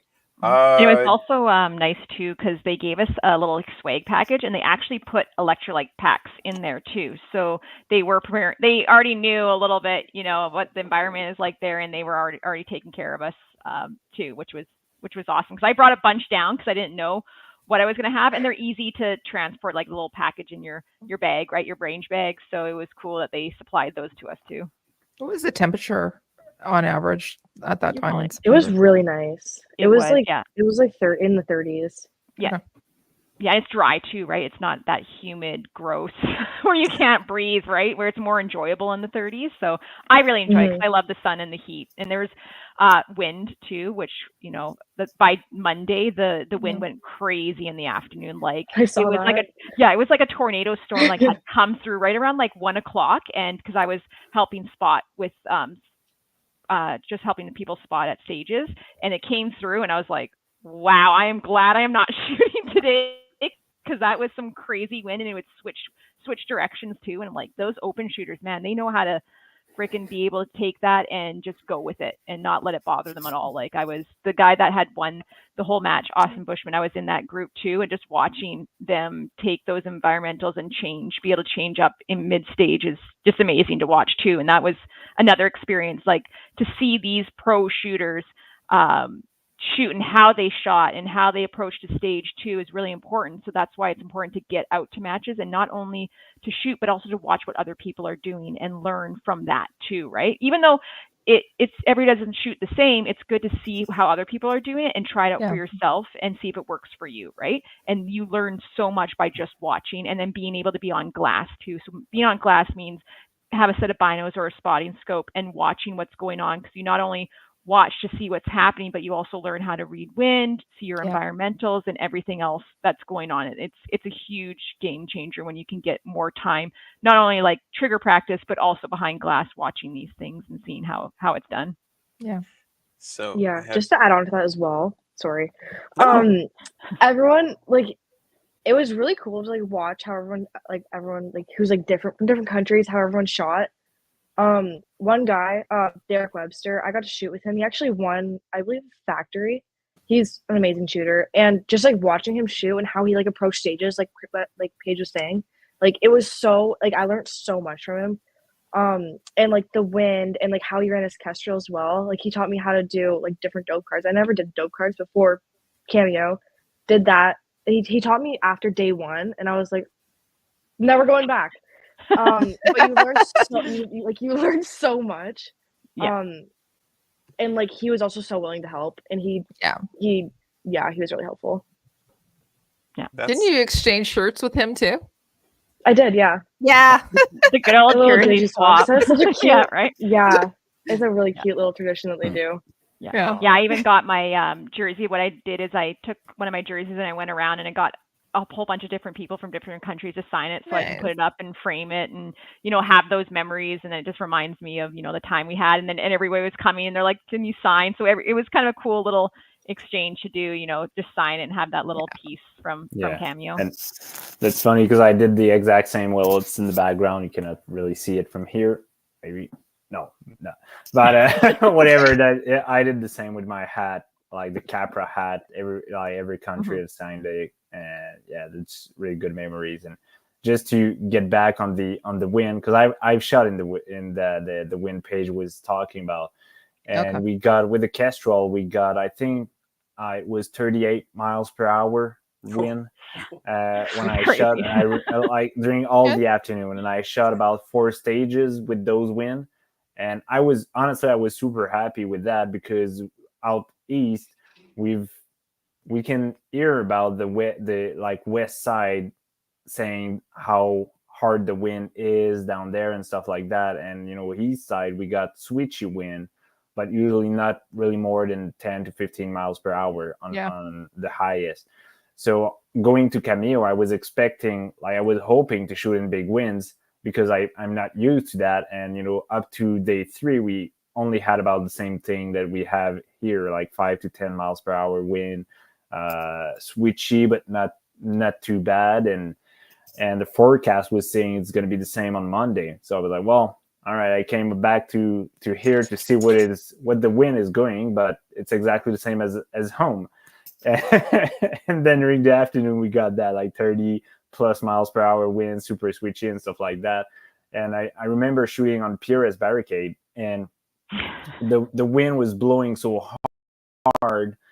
I I was having a really hard time just to stay on my feet to take my shot like stable, and the prop was stable and everything was fine. It was just pushing me in the back and so hard that I was having a really hard time just to be able to place my shot correctly. But it was a really nice experience, and I've learned a lot of the wind down there, and I've shot 2 or 3 long range stages too with that and did really well. So yeah, it was amazing to shoot that too. I think you're probably one of the only persons that would have said it was amazing to shoot in 40-mile-an-hour winds. It was so excited. I got some amazing picture where you like, because it's all super dry. I got some amazing picture of sand in the air that you cannot see. Like you can tell there is something there, and it's actually a shooter that's trying to shoot and engage target up to 1,000 yards, and you barely can see him. And the shooter is just waiting there, like for the sand to go off, so we can see again the target and go back again, taking his shot. It was just like crazy fun to look at, and really cool. Yeah, really cool. To add on to the wind as well, I found it, honestly, I was really expecting like these, because like I also heard about like the out like west wind, or out east, I don't really know. Oh, west, I think. The winds are I don't know what direction. Like the winds were like crazy, and I was like, oh man, like because like in Ontario, there's like the switchy like tailwinds or the headwinds, or like the breezes are from like the side, but like I was expecting like these crazy winds, like what they had in like Monday. But I was really fortunate, and I like shot in like really nice calm wind, like calmish, but it was nice because like I said, I went and I shot with Marcus Holm from Only Shooters down in Gunnison. So I kind of had like a little bit of like knowledge behind me, like going into Cameo with like how the wind acts in like the mountains and how like the updrafts work and stuff like that. Yeah. But it was overall a lot more manageable than I was expecting it to be, which was nice. Sounds like you had a great shooting experience. It sounds like all really of them good. did. Yeah. There was a question. Where right there it is. What stages did you like the best and worst? I think my worst one was when I actually dropped my rifle on live camera. That was there was that one, which was a little painful. I mean, like I was like, well, it happened. What are you gonna do about it? You just go back down to the 0-point range and go from there, right? My best stage, I would say the funnest stage was stage 20. It was hard because we had the little IPstick ones, and there was like a smaller one and then a bigger one below it, and you're going varying distances. And then the wind had picked up a little bit. What happened was the storm was kind of coming in, so at one point the wind was going one way, and then it changed halfway through, but it was cool because I was able to pick that up, and then I was able to do the correction halfway through. So I found that a cool thing, being able to see that and correct that way. So I mean, it wasn't my best stage like I did at, but I thought it was my funnest stage. Or there was one, the last one was a KYL. I didn't do the best on it, but what a KYL is, like, know your limits. So I turned around after to the ROs and I said I did not know my limits and I did not play within it, and they just burst out laughing. Like that was good because they were laughing at that too. So that was another fun stage. That's awesome. Yeah. Jess, what about you? What were your best and worst stages? I'll start with my best one. Actually, I'll start with my worst because it ties into my best. So it was story it was here. Stage 19. It's a little bit of a story. So it was stage 19, and the way it was set up, it was in between. It was like fences like that, and there was like, you know, it was a whole bunch of different positions and 2 targets, and there's a target 1 and target 2, but they're like, you'd think you would read it like target 1, target 2. It was actually target 2, target 1, but the way the stage was set up, it was in between 2 bushes, so you couldn't really spot that well, and then all the ROs kind of like blocked, so then everyone was like all crammed in trying to spot. So I was also like kind of like close to like being like up to like the first couple shooters, so I didn't really get to like spot very much. So I actually mixed up my target 1 and target 2. I zeroed that stage. That was the only that was the only one I zeroed though. Yeah. But it was learning. Shove your way in, get on glass. Oh yeah. Yeah, But you take your spot with your tripod and you push your way in there to see it for sure. yeah, because otherwise you're not seeing it, and then you make the mistake of mixing up target 1, target 2. Rookie Oops. mistake, Yep. but we make up for it. Because then target or stage 20, I went there, and it was the big little IPSC. That one I did really good on because I came off of it, and like also the one thing that I really noticed was like keeping like yourself like mentally in check after a bad stage. If you like go and like you're having a good day, you have one bad stage, and then you're like I suck, like I'm done, like your performance drops off so much as well. So you need to stay like no matter what happens, you need to like ride like your high, because like otherwise like your just performance is going to tank. Like you need to stay positive. Positive attitude equals positive performance. That was my that was my little tip from my shooter bio. So anyways, going into stage 20, the big little IPSC, I went in good attitude. I was like, whatever, goldfish memory, I'm done with that stage, nothing I can do about it. So then I went into it and I did really good. I don't remember what I got in it. I think I dropped 2 or 3 shots maybe, but I nailed all the little ones of like the IPSC arrays, and then I missed off the big ones, which was good because I corrected for myself. But it was really good to feel like a feeling of a comeback off of like a really bad stage, which brought me back up. And then like my funnest like actual stage, there was this one where you had to shoot off of like the hood of a car, then take 2 shots. Or actually, I don't remember how many targets there was, but there was a lot of targets. Take your shots at targets, move into the window of the driver's seat, shoot through the passenger window too to the targets, and then you had to shoot off the hood, or no, off of the roof of it. So you had to ground Yeah, your like a little rifle ramp on to this go like up. staircase that they made.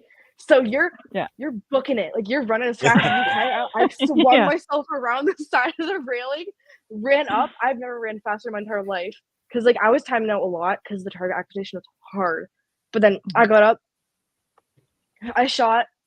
It was 3, I remember, because it was 1, 2, 3 on the hood in the window, and then move up. It was 1, 2, 3, and you double tap the last one. I forgot to double tap the last one. Oh. Because I don't know, my mind must have just been run, Yeah. and then I forgot. But then I remembered because the RO was just standing there, and he was like standing there. I'm like done. I was like, oh no, I forgot. I go back down on my rifle. I time out like a second before I broke my shot, and I was like, oh, that sucked. But it was a really fun stage. I got a cool little video of it. That's awesome. It was really good. Yannick, what about yourself? Best and worst? Best. It's not gonna be more original than Paige and Jess, but I really liked stage 20. Not because of the targets or the order or whatever. It was because of the wind call on that stage. Right. It's exactly at the exit of the funnel of the valley we had, and like everyone, I was probably second or third to shoot, and everyone was talking about wind plan and stuff, and I was looking at it like there is way more wind down there than what we can feel right now, because we felt like there was no wind, and I was like, there is no way there's nothing down there. And my plan was to start with 1.5 mils of wind, and the shooter before me, I spotted on glass. He took a first shot and he ended up 1 mils downwind. So I was like, oh, 1.5 makes some sense. And when I told my plan to the guy who was there from Namibia, and it was like, nah, that's not that much wind. Like, he was like, go 5/10. I was like, well, you know what, I'll go with 1.5 and see. And I took my shot at 1.5, and I got the first round impact dead center on the target. And I think I cleaned it or maybe dropped one. And I was like, dang, that was a lot of wind down there. You cannot feel and you cannot see. And I was super proud of it. And when the Namibia guy was shooting just after me, and when I pulled my rifle out, I looked at him and I was like, yeah, it's 1.5. And I dropped my rifle, get on glass, and I saw him take his shot and miss by a mil downwind. And at the end, when you come back, it was like, you didn't trust my wind calling? It was like, nah, I didn't trust your wind call. And so he missed his shot. That was just a funny one. But I was really proud of that. And my worst one was, as I said earlier, my rifle let me down. I will say halfway through day one, and I was getting for the next stage, and I got Ryan's rifle. And I don't know if you've met Ryan. You probably saw him in MDT video. He's probably like, he's a little bigger than you are. a little bigger. Yeah, he's a little bigger than I am. So I got his rifle. My rifle is 20 something pound, 20.8 pound, and his rifle is probably like 25, 26 pound, which is way too much for me. Plus, it's not really like we don't use the same length. We don't like tons of different stuff, not the same scope. And so my worst stage was the first stage. I've adjusted whatever I could do, and my first stage was trying to make it with his rifle the first time. The drop didn't line up, but the ergonomics of the rifle was not even close of what I'm used to. So I was just fighting with the rifle the whole stage, and I think I got like a 4 out of it, and it was a battle to get those points. So it's probably my worst one, but at least I've been able to keep shooting. So yeah, That's awesome. And honestly, like all of you guys, listening to all of you has been really, really wonderful. Just like you all have different perspectives, but you've all made this game that you're playing very interesting to me. I'm sure to the listeners too. This is going to be a problem for me later. I like it. And that comes into my like one question that how. All right, we'll say for me, but for anybody in Canada really listening and interested in getting into this, what are the steps? What do we got to do? Perfect. So the first thing to do would be there's this thing called Practice Score. So that's where all the matches are going to be on there. So you got to look up for your local area, see if there is any matches, and you don't even have to bring a rifle. You can just go to the match and just go check it out. Because I know at first it's a little intimidating, but just going out and seeing how it's done, talking to people, and that will give you a little bit more confidence to then next time maybe bring your rifle with you, or if you want to bring your rifle out, have at her, because us in the community, we're more than welcome to help you out. You can always go to the match director, say, hey, I'm a first-time shooter. They'll make sure that you have the whole rundown, the process of how we run a stage, all of that. They're not going to just leave you, and just drop you and go, right? So making sure that's happening. Also joining groups. For example, in BC, like I said, we have the BC PRL. So joining that on Facebook. We also have a website where we keep you up to date on matches that will be coming out throughout the whole year and the locations. So we don't do it in just one location. We try to do a couple different locations across BC too, in the Lower Mainland, on Vancouver Island. Like I said, we have matches up in Merritt, in the Nicola Valley. It's an awesome range up there too. Yeah. Try that up there. So we're trying to expand it more, like I said, to more 2-day matches, stuff like that. Definitely reach out to us anytime. We are more than happy to help you out. You can even reach out to me personally off my social media. I am always happy to help anybody out, get them started off, point them in the right direction, because I want to get as many, like I said before, shooters as possible. And I will always answer anybody. You're never please bother me. I want you to, because I really want to get a lot of people out there shooting, and I love talking about the sport. I love talking about shooting, and I am more than happy to share my knowledge with anybody. And then there's no dumb questions. I know everybody gets a little like, is this a stupid question? I'm like, no, like I didn't know anything at first either. I had to start somewhere. So reach out to me, reach out to anybody else that you may know on social media that does it. Or look at, like I said, it's called Practice Score. Go online. It will show you any local matches in your area, and just go and try out. Just do it. There's nothing to it but to do it, like I say. That's perfect. And then I'm assuming the same can be said for out east, Yannick and Jess. There's we might not have as much center fire match in Canada eastern side, but we have some in Valcartier. There is some in New Brunswick, which is further depending where you live, but there is plenty just across the border too.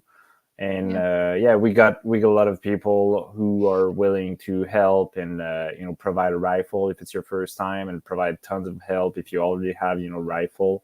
And plus there is some classes. I know in Ontario there is also PRS matches now at Borden. Yep, there is. Which is which is pretty much accessible for everyone. And that's I will say brand new league. I think it's the first year they've held them. And so you can get there, and there's a ton of new shooters down there too. Yeah.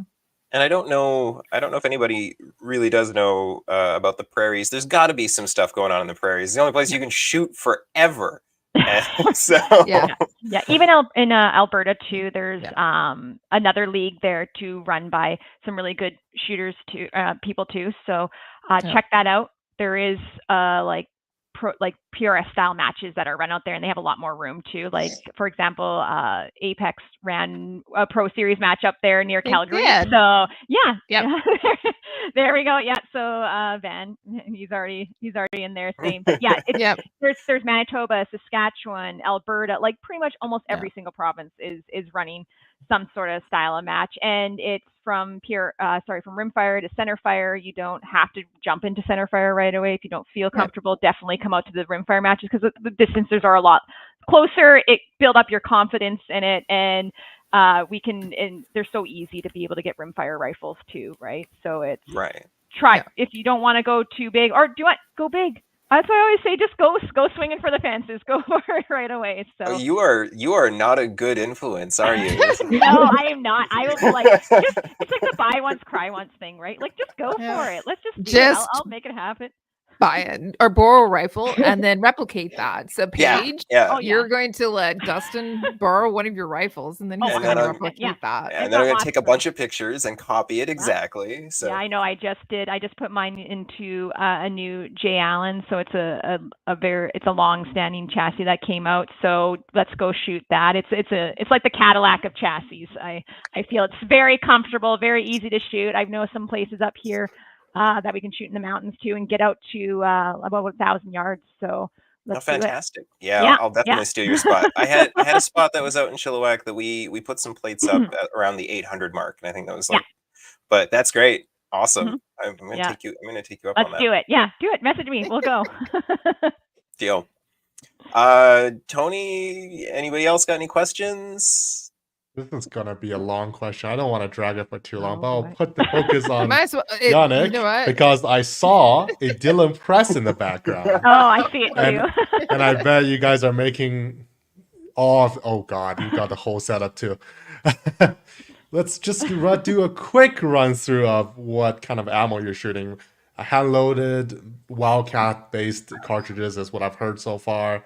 I'm guessing Peterson brass, Sierra bullets, some kind of Vitivory powder. I'm running a Lapua brass, but nothing against Peterson, honestly. That's my second choice. Post premium. Exactly. It's one or the other. I have Peterson brass for other calibers, and whatever. Yeah, Sierra 95 grains bullet in my 22 BR this year, but I'm gonna change my caliber for next year for 6 BRA. It's all hand loaded of course, and it's all done on the Dillon progressive because I shoot kind of a lot of ammunition, and I like to spend some time either at the range or with my family or at work. So the less I spend in the reloading room, the better I am. And honestly, like the Dillon make super great ammunition. So yeah, it's just way faster. I can save like 10 hours per week after a match just because of that. So yeah, I just do it as fast as I can. And cool. Paige, do you reload? You load your own? Yes, I do. And the nice thing is that our work has a reloading station, so There you go. You can do it Cheating, out. Do it on the work cheating. hours. I have a lot of benefits working with MDT. They also give us an ammo allowance, so they really want to get us as staff out wow. to shoot. So they're an amazing company. They make sure us as employees are supported and be able to get out there and use the products too. So it's not just that we produce it, we're also using it too. So yeah, I'm running a 6BR, Peterson brass. I was using the Hornady ELDM 108 grain bullets, and I'm using Varget right now. I'm sitting, yeah. So it's a painful. Reloading supplies definitely are not the cheapest as they used to be. So, but having the opportunity to be able to have the reloading stuff at work, so I come in early, I can then get a little bit of brass prep done, go to work, after work, come and reload a little bit. So being able to have that there, and it doesn't take up space in my house because I don't have a ton of room. And then also not having to have the expense of buying it too, because it's not cheap at first. So this game is definitely, it's not a cheap game. It can get expensive. So being able to have those different ways of saving, those pennies, they do add up. So it's awesome. I really love the BR. It is like the easy button. It's like I said before, I had to go down to something that's less recoiling for me, because what's really important is being able to see where my shots go, see where they're landing, see where they're hitting on the plate, because that helps me then make corrections and decide when I need to do that. So that's why I went to the 6BR from the 6.5 Creed, even though starting off with a 6.5 Creed, I would recommend for somebody, because you're going to get used to dealing with that recoil and learning the proper way instead of going down to something super light and doing bad habits. So that's why I went from that one to the other. Yeah. Fair. Yeah. I had one other little question for Jess. I know you being younger, probably not doing too much reloading yet, but I was curious. Have you? Well, maybe some too. But no judgment at all. I wasn't reloading until I was in my 20s. But have you managed to like interest or drag any friends to the range? Like, you are a young cohort. Have you managed to convert any of the other youth into your hobby that you're very passionate about? So to answer your first part of your question, I contribute a little bit to my reloading. Like I say, it's a blue job. That's for my dad. He teaches me. Oh, this but, like, guy's also cheating. All the cheaters out here, gamers. Hey, if I have a dad who's willing to do it, he can do it for me. I will graciously give him. Here, you do it. It's called working smarter, harder. Correct. Exactly. But yeah, it's hard to bring my friends out. Just because like guns can be very, very like a hit or miss subject. Because like some people, when they're like, oh, like you shoot guns, like people are like, oh, you're so intimidating, and like guys at school are like, I'm like actually really intimidated by you. That's great. Don't F with me. Exactly, right? Yeah, the deterrent. But I plan, because we host like a little Halloween match, so I plan to bring one of my like guy friends out. Hopefully, if everything goes smoothly. But I'm not really. But I'm. No, I get that. I totally understand that. I know they're a touchy subject. I just, you're really, really passionate about it. Just like this conversation with you, I can tell that this is a thing that you really love and enjoy. And I think, having you be like representing our country at that level you're in a really, really cool kind of, I hate to use the word privileged place in that regard, just because there's a little bit of like gravitas to that in a way, and you have a little bit of authority there too. And I think that it's really cool. And if anybody had an opportunity to maybe sway some opinions of some younger folks getting into that, it might be you, where you can just feel the passion come off you when you talk. I could see, even if you just dragged one person out once in a while, I could see that being a real positive endeavor. This is my nudge. I'm nudging you just to encourage the youth to keep shooting. Yeah, I also met like a girl named Peyton, I think a couple years ago, but we've kind of like connected with each other, and now we're like friends through like Instagram and stuff, and we'll like squad together at matches, which Yeah. is nice. So there's like someone like my age who's a girl as well, which is so Yeah. nice. And I'm glad she's stuck with it as well because she's gotten so good. But I'll go and I'll like not like help her, but like I'll go and I'll be like squatted with her, and it's fun, and I'll like spread my knowledge, you know, because I grew up well not like yeah like I've like grown up shooting, and I've been shooting since like kind of like the start of like the PRS like competitions, so I've got to like grow and like Yeah. learn with it while my brain's still so young. And it's nice. And I got to learn off so many like really good people, like my dad especially. He's been a really big help, obviously. Yeah. So I learned a lot of him. And especially this year, going down to like MKM, squatting with people like Ken Sanoski, Allison Zane as well. She was such a big help. I squatted with her my first pro match, and she was a really big help. And yeah, but Yeah. it's been good. That's awesome. I'm really excited to watch your shooting career because goodness, you're gonna be trouble in a couple of years, aren't you? Like you're already She's already now. trouble. Yeah. But no, that's what I mean. Like 16, my head's still like 16. She's already operating at this level. I cannot wait to see what several more years of training and honing those skills turn you into. So she's shot at 248 on the Maple Seed qualifying. She's the one of Wow. our record holders. Wow. Next year, Wow. 250. Yeah, you're gonna be doing a 250, right? Do it. I need my marksmanship like the Yeah. elite patch now. Yeah. Gotta get that Betcha. one. So I do want to talk about your dad a little bit, Jess. Yeah. He brought you to one of the first Maple Seeds that we had, and you were, I believe, 9. I think it was 8 or 9. I don't really remember. Yeah, It was a while and ago. I'm going to tell you that 8-year-olds and 9-year-olds, there's only a few that we've let on the line. One of them was Jess, and one of them was Ryan McLean's daughter, and that's it, right? So, Jess, I've literally seen her grow up in shooting, and her dad was a huge part of this. And your dad's a match director as well for PS matches down in southwestern Ontario. And I think that shooting together has been wonderful. It's great to see dad and daughter bonding. It's something that you and I talked about with Allison as well. She does that with her dad, and it's something that we're seeing you do. And as I said, you know what, you are trouble right now because you are kicking ass and taking names. But at 16 years old, you have nowhere else but up to go. No, that's the wrong way to phrase that. you're doing so great, and I'm just so proud of you. I just have to say it. And yeah, just to build off that a little bit more, my dad, like obviously he's been like really good.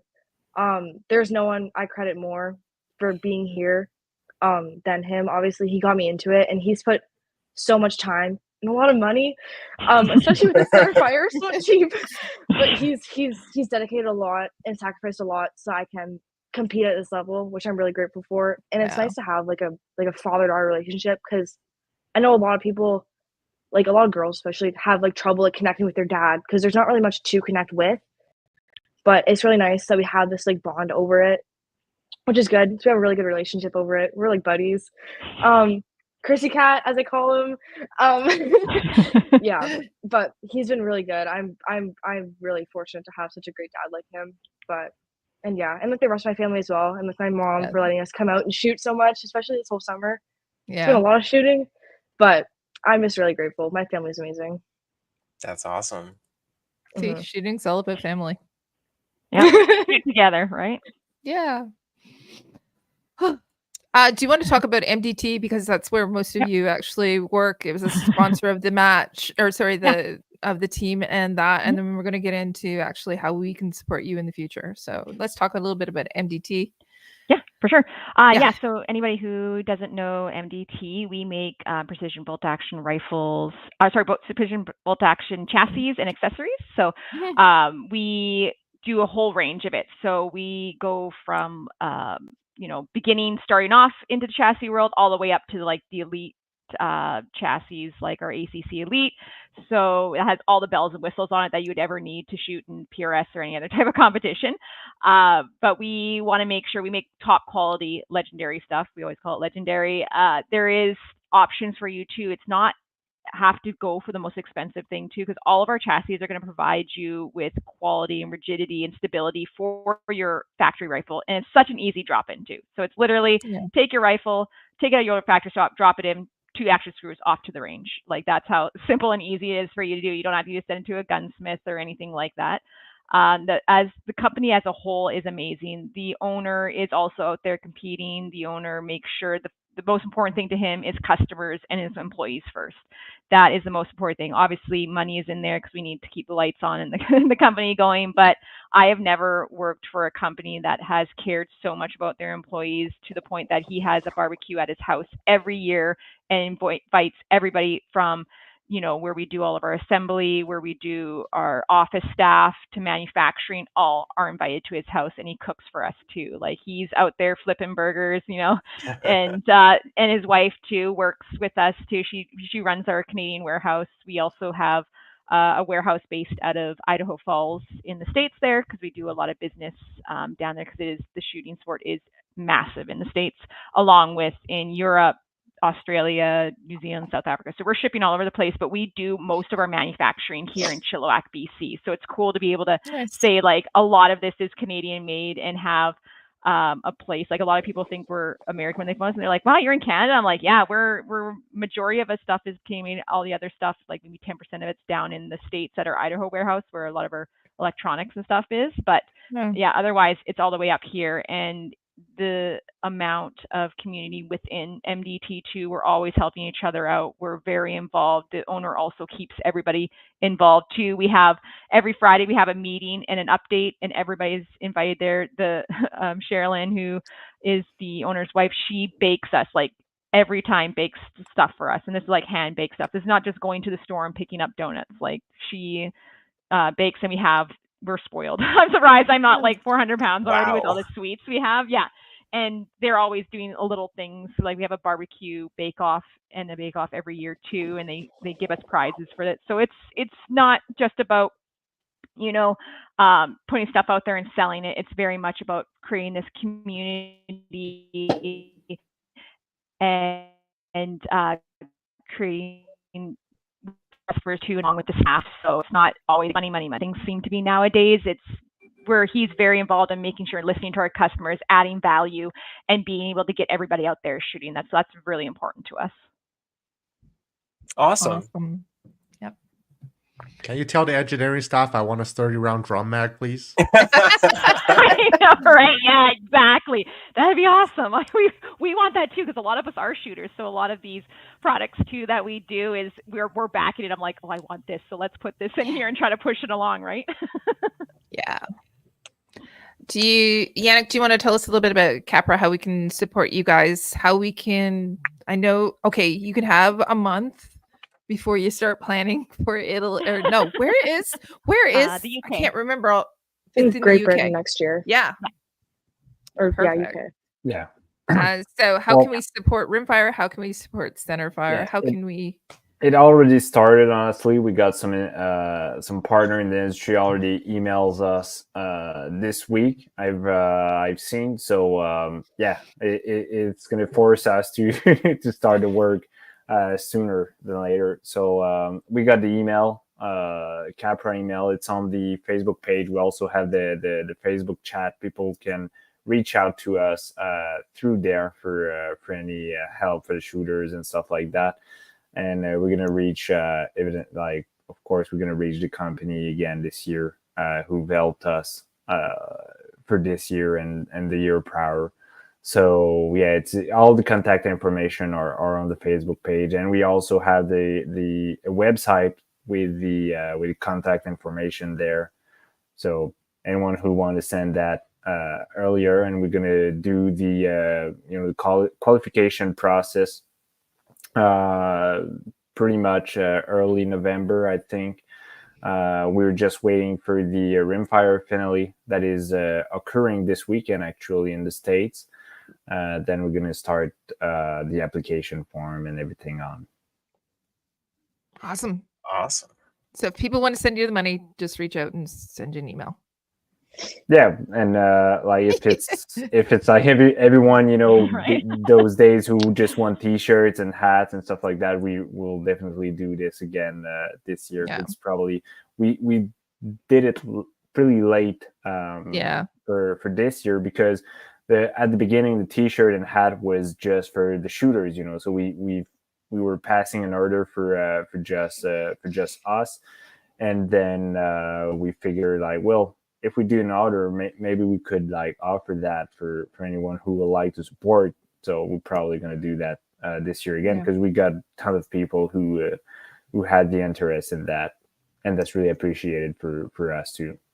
Perfect. Yeah, it would be great to be able to support you guys. So Yeah. Plus, it's a Canadian company. You know, with most of the sponsor have been Canadian company. If you heard what like all the name I've said earlier. And the T-shirts and hats have been made in Calgary, also, from what I know. So, yeah, it's still like helping Canadians company too. cool. We should have had Carly on the show. We really should have. Yeah, Just she's like, down there. I can see her like She's listening. talking Yeah, now. she's listening. She's chatting. Yeah. Carly, we'll have you on background, soon. saying, no, Yeah, we'll bring her on like again. that. Yeah. She's on Yeah. top of it. Yeah, she That's is. so good. All right. Well, any I'm- other? Are we? I'm tapping out. Yeah, I was gonna say it's gonna be late for a couple of you guys. Not for us BC folk, but Yeah, everybody else I exactly. know. We're at the end of the time zone thing. Yeah, yeah. No. Um, Yeah.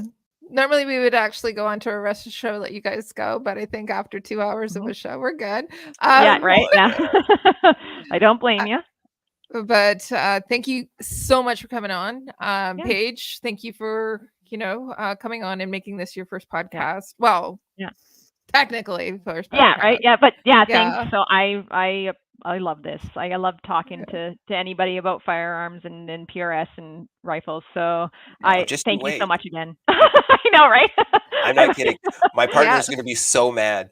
Oh, yeah. It's Do you just know what what? I need, another gun friend. Exactly. Nice. Like- I love it. Let's talk. Yeah. Yeah. Absolutely. Perfect. So Jess, No. think Sorry. sorry, Justin. No. And that goes for I know I'm probably gonna shoot myself in the foot, but that goes for anybody else listening. I am more than happy to always, be open and help anybody out. That's what I want. That's my passion too. My passion isn't only shooting, it's also helping others out get into the sport. Awesome. So don't be scared. Reach out. Perfect. Jess, thank you so much for coming on. I'm hopefully going to be seeing you soon. You're going to be shooting a 250, the first one ever. But we'll see you soon.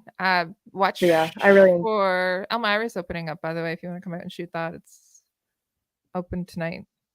Just ask me if you want to come to Elmira on November 2nd. And Yannick, hopefully we'll cross paths again soon. Maybe in Valcartier. Maybe If- about Cartier, probably more if you go to Borden.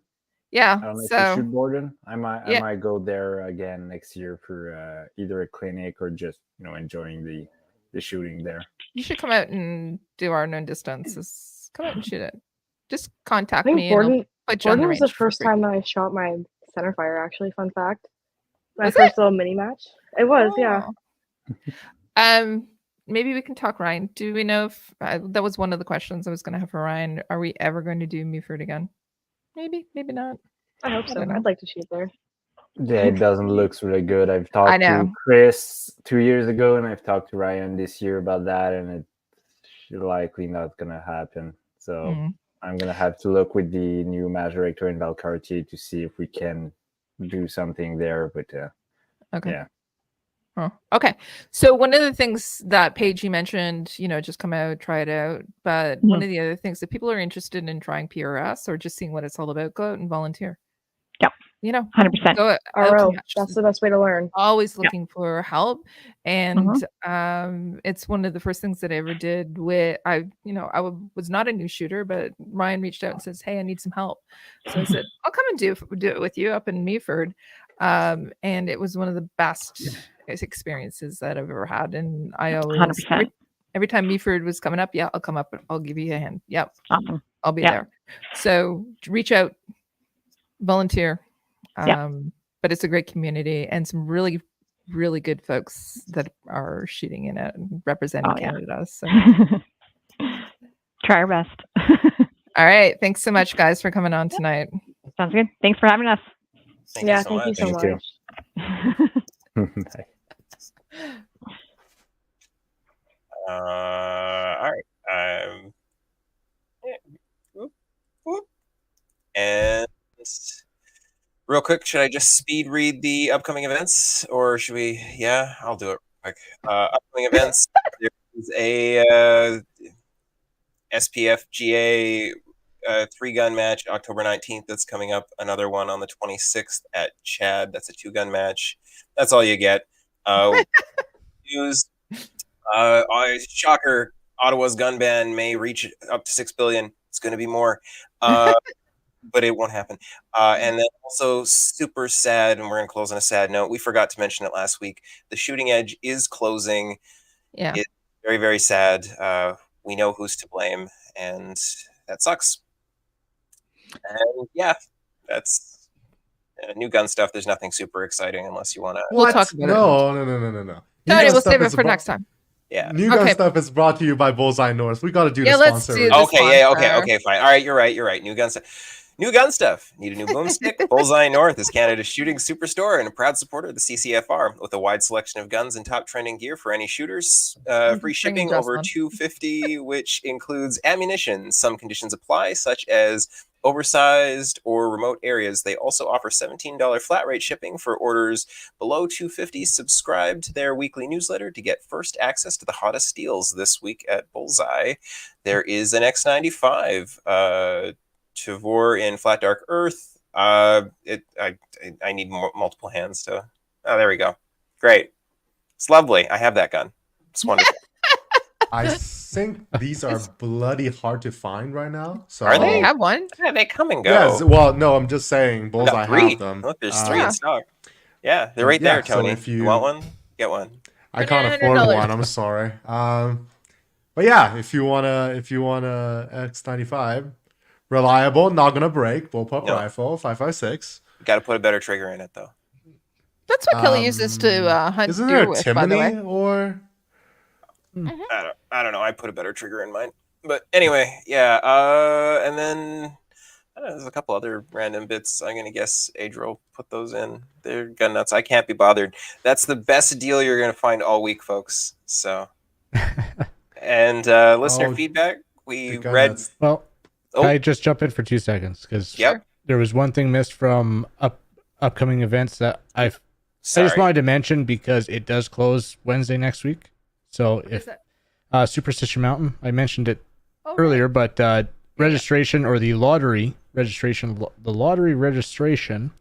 opened today. It will close Wednesday next week. So if you want to come down to the state next to me, to Arizona, shoot 3-gun, we already got a Superstition. ton of Canadians that, I think we almost got 2 full squads worth of Canadians that registered today. So if you want to join the party, come on down. It's a great match. And yeah, so I want to throw that out. Okay. Awesome. Sorry. So one more thing. One more thing. And so we just released 2 events that were to our Maple Seed members. So one in Elmira for November 2nd, and then we also have Huronia that's going to be happening on November, I believe it's 16th. And it's going out to our members, and then it's going out to the public. So if people are listening and they want to shoot an event here in Ontario before the end of the year, those will be going public soon. So just go and buy them tickets. Go do it, people. Sorry. Those. Oh, where? Yeah, go ahead. No, They no. can go to mapleseedrifleman.com, or if they're our members, they can click on the email that they just got. That's Wonderful. Those were not in the teleprompter, by the way. So it. No, this They is got how we skipped. roll. emails are happening next week. All of Well, the wait, Elmira just sold out. oh, well, there you We go. had 8 an hour ago, and now it's totally sold out. So we're done. Sold them all. Coronia is the only one. Go ahead. Yeah, emails. I'll read this email next week. I promise. Or This is the somebody Sorry, worst else. Richard. speed We'll get running, into it next jeez. Like week. it bounced back and forth. It's not my fault. This is how it all happens. And It was very interesting PRS shooting. Come on. It was, It was- absolutely. that was very, very entertaining. So emails will come later. YouTube, Tony, you're going to take care of those next week, and all of the other listener feedback we've been doing the entire time. Hey, Richard, I see you smiling there. This is the end of the show now. I have to pee. Okay, I'm taking over the steering wheel. Shoutouts and recommendations, anyone? Yeah. So I want to shout out the staff and sponsors for the New Mexico USPSA sectionals. They did an absolutely amazing job, put on a great match, and the sponsors stepped up for the prize table. That was incredible. Recommendation, just watched it last night. I think it's great because I'm going to instill it. It's from Hunter Constantine, and it's called How to Improve Your Vision Expert Level. It's really simple exercises and really good for getting your eyes trained for target transition. I feel like my eyes are already beyond saving, so they're probably done. Dustin, anything from you? I definitely want to shout out Jess, Paige, and Yannick. Y'all were awesome. That was definitely the best show we've had in a while, and very, very entertaining, and going to be a new hobby. Oh Don't no! forget to buy from MDT. Yeah, It's yeah. gonna be. It's just gonna be expensive for you. No, I just wanted I to know. reiterate. Thanks again, Yannick and Jess and Paige for coming on. Ryan, sorry you couldn't come on, but we'll have you on again. And Carly and Manya, who are in the listening audience and kept adding to the show. We'll have you on as well at some point too. One of the best subjects. I just love PRS and talking about it. It's one of the most fun things in shooting right now, and we can still do it here in Canada. And obviously, we have some really kick-ass Canadians who are shooting at top level across the world too. So, just super proud of everybody, our whole entire team. That's the most enticing thing. Goodness. Yeah. Yeah. Wonderful. All right, I'll give a quick shout out to MDT because we're talking about MDT so much, but they do cool stuff. Go on their YouTube channel, check out their barrel lengths test for both their centerfire and rimfire to find the optimal barrel lengths for you. For purchasing MDT equipment, you can find them at mdttac.ca or mdttac.com if you're in the US. That's excellent. It sounds like you just actually are doing an ad for them. That's wonderful. Yeah, I think he's trying to get a sponsorship thing going on. MDT is I'm not a precision shooter, so MDT is probably one of the best chassis you can buy here in Canada or in North America. I talk about them every week. I have lusted after more than a few of their offerings. Goodness. Yep. Yep. Mm-hmm. Is that what else we got? What we bought from Sign Cabela's. off. That's later. Sign off. Yeah, it's time to go home now. Yes. All right. I'm gonna go. It's been a pleasure, everybody. join our Discord server. Watch us on that's the Facebook, one. It's YouTube, down Twitter, here. and Player. Join the CCFR. Don't and watch us we'll on see Twitter. you- Oh, Twitter, Twitch. Sorry, yeah, you can't find us on X. Maybe we should start that. Elon Musk is behind it. And we'll see you next week for hopefully not a very extended long show. Good night, everyone. Good night. Goodbye. Good night. So long. It's been nice.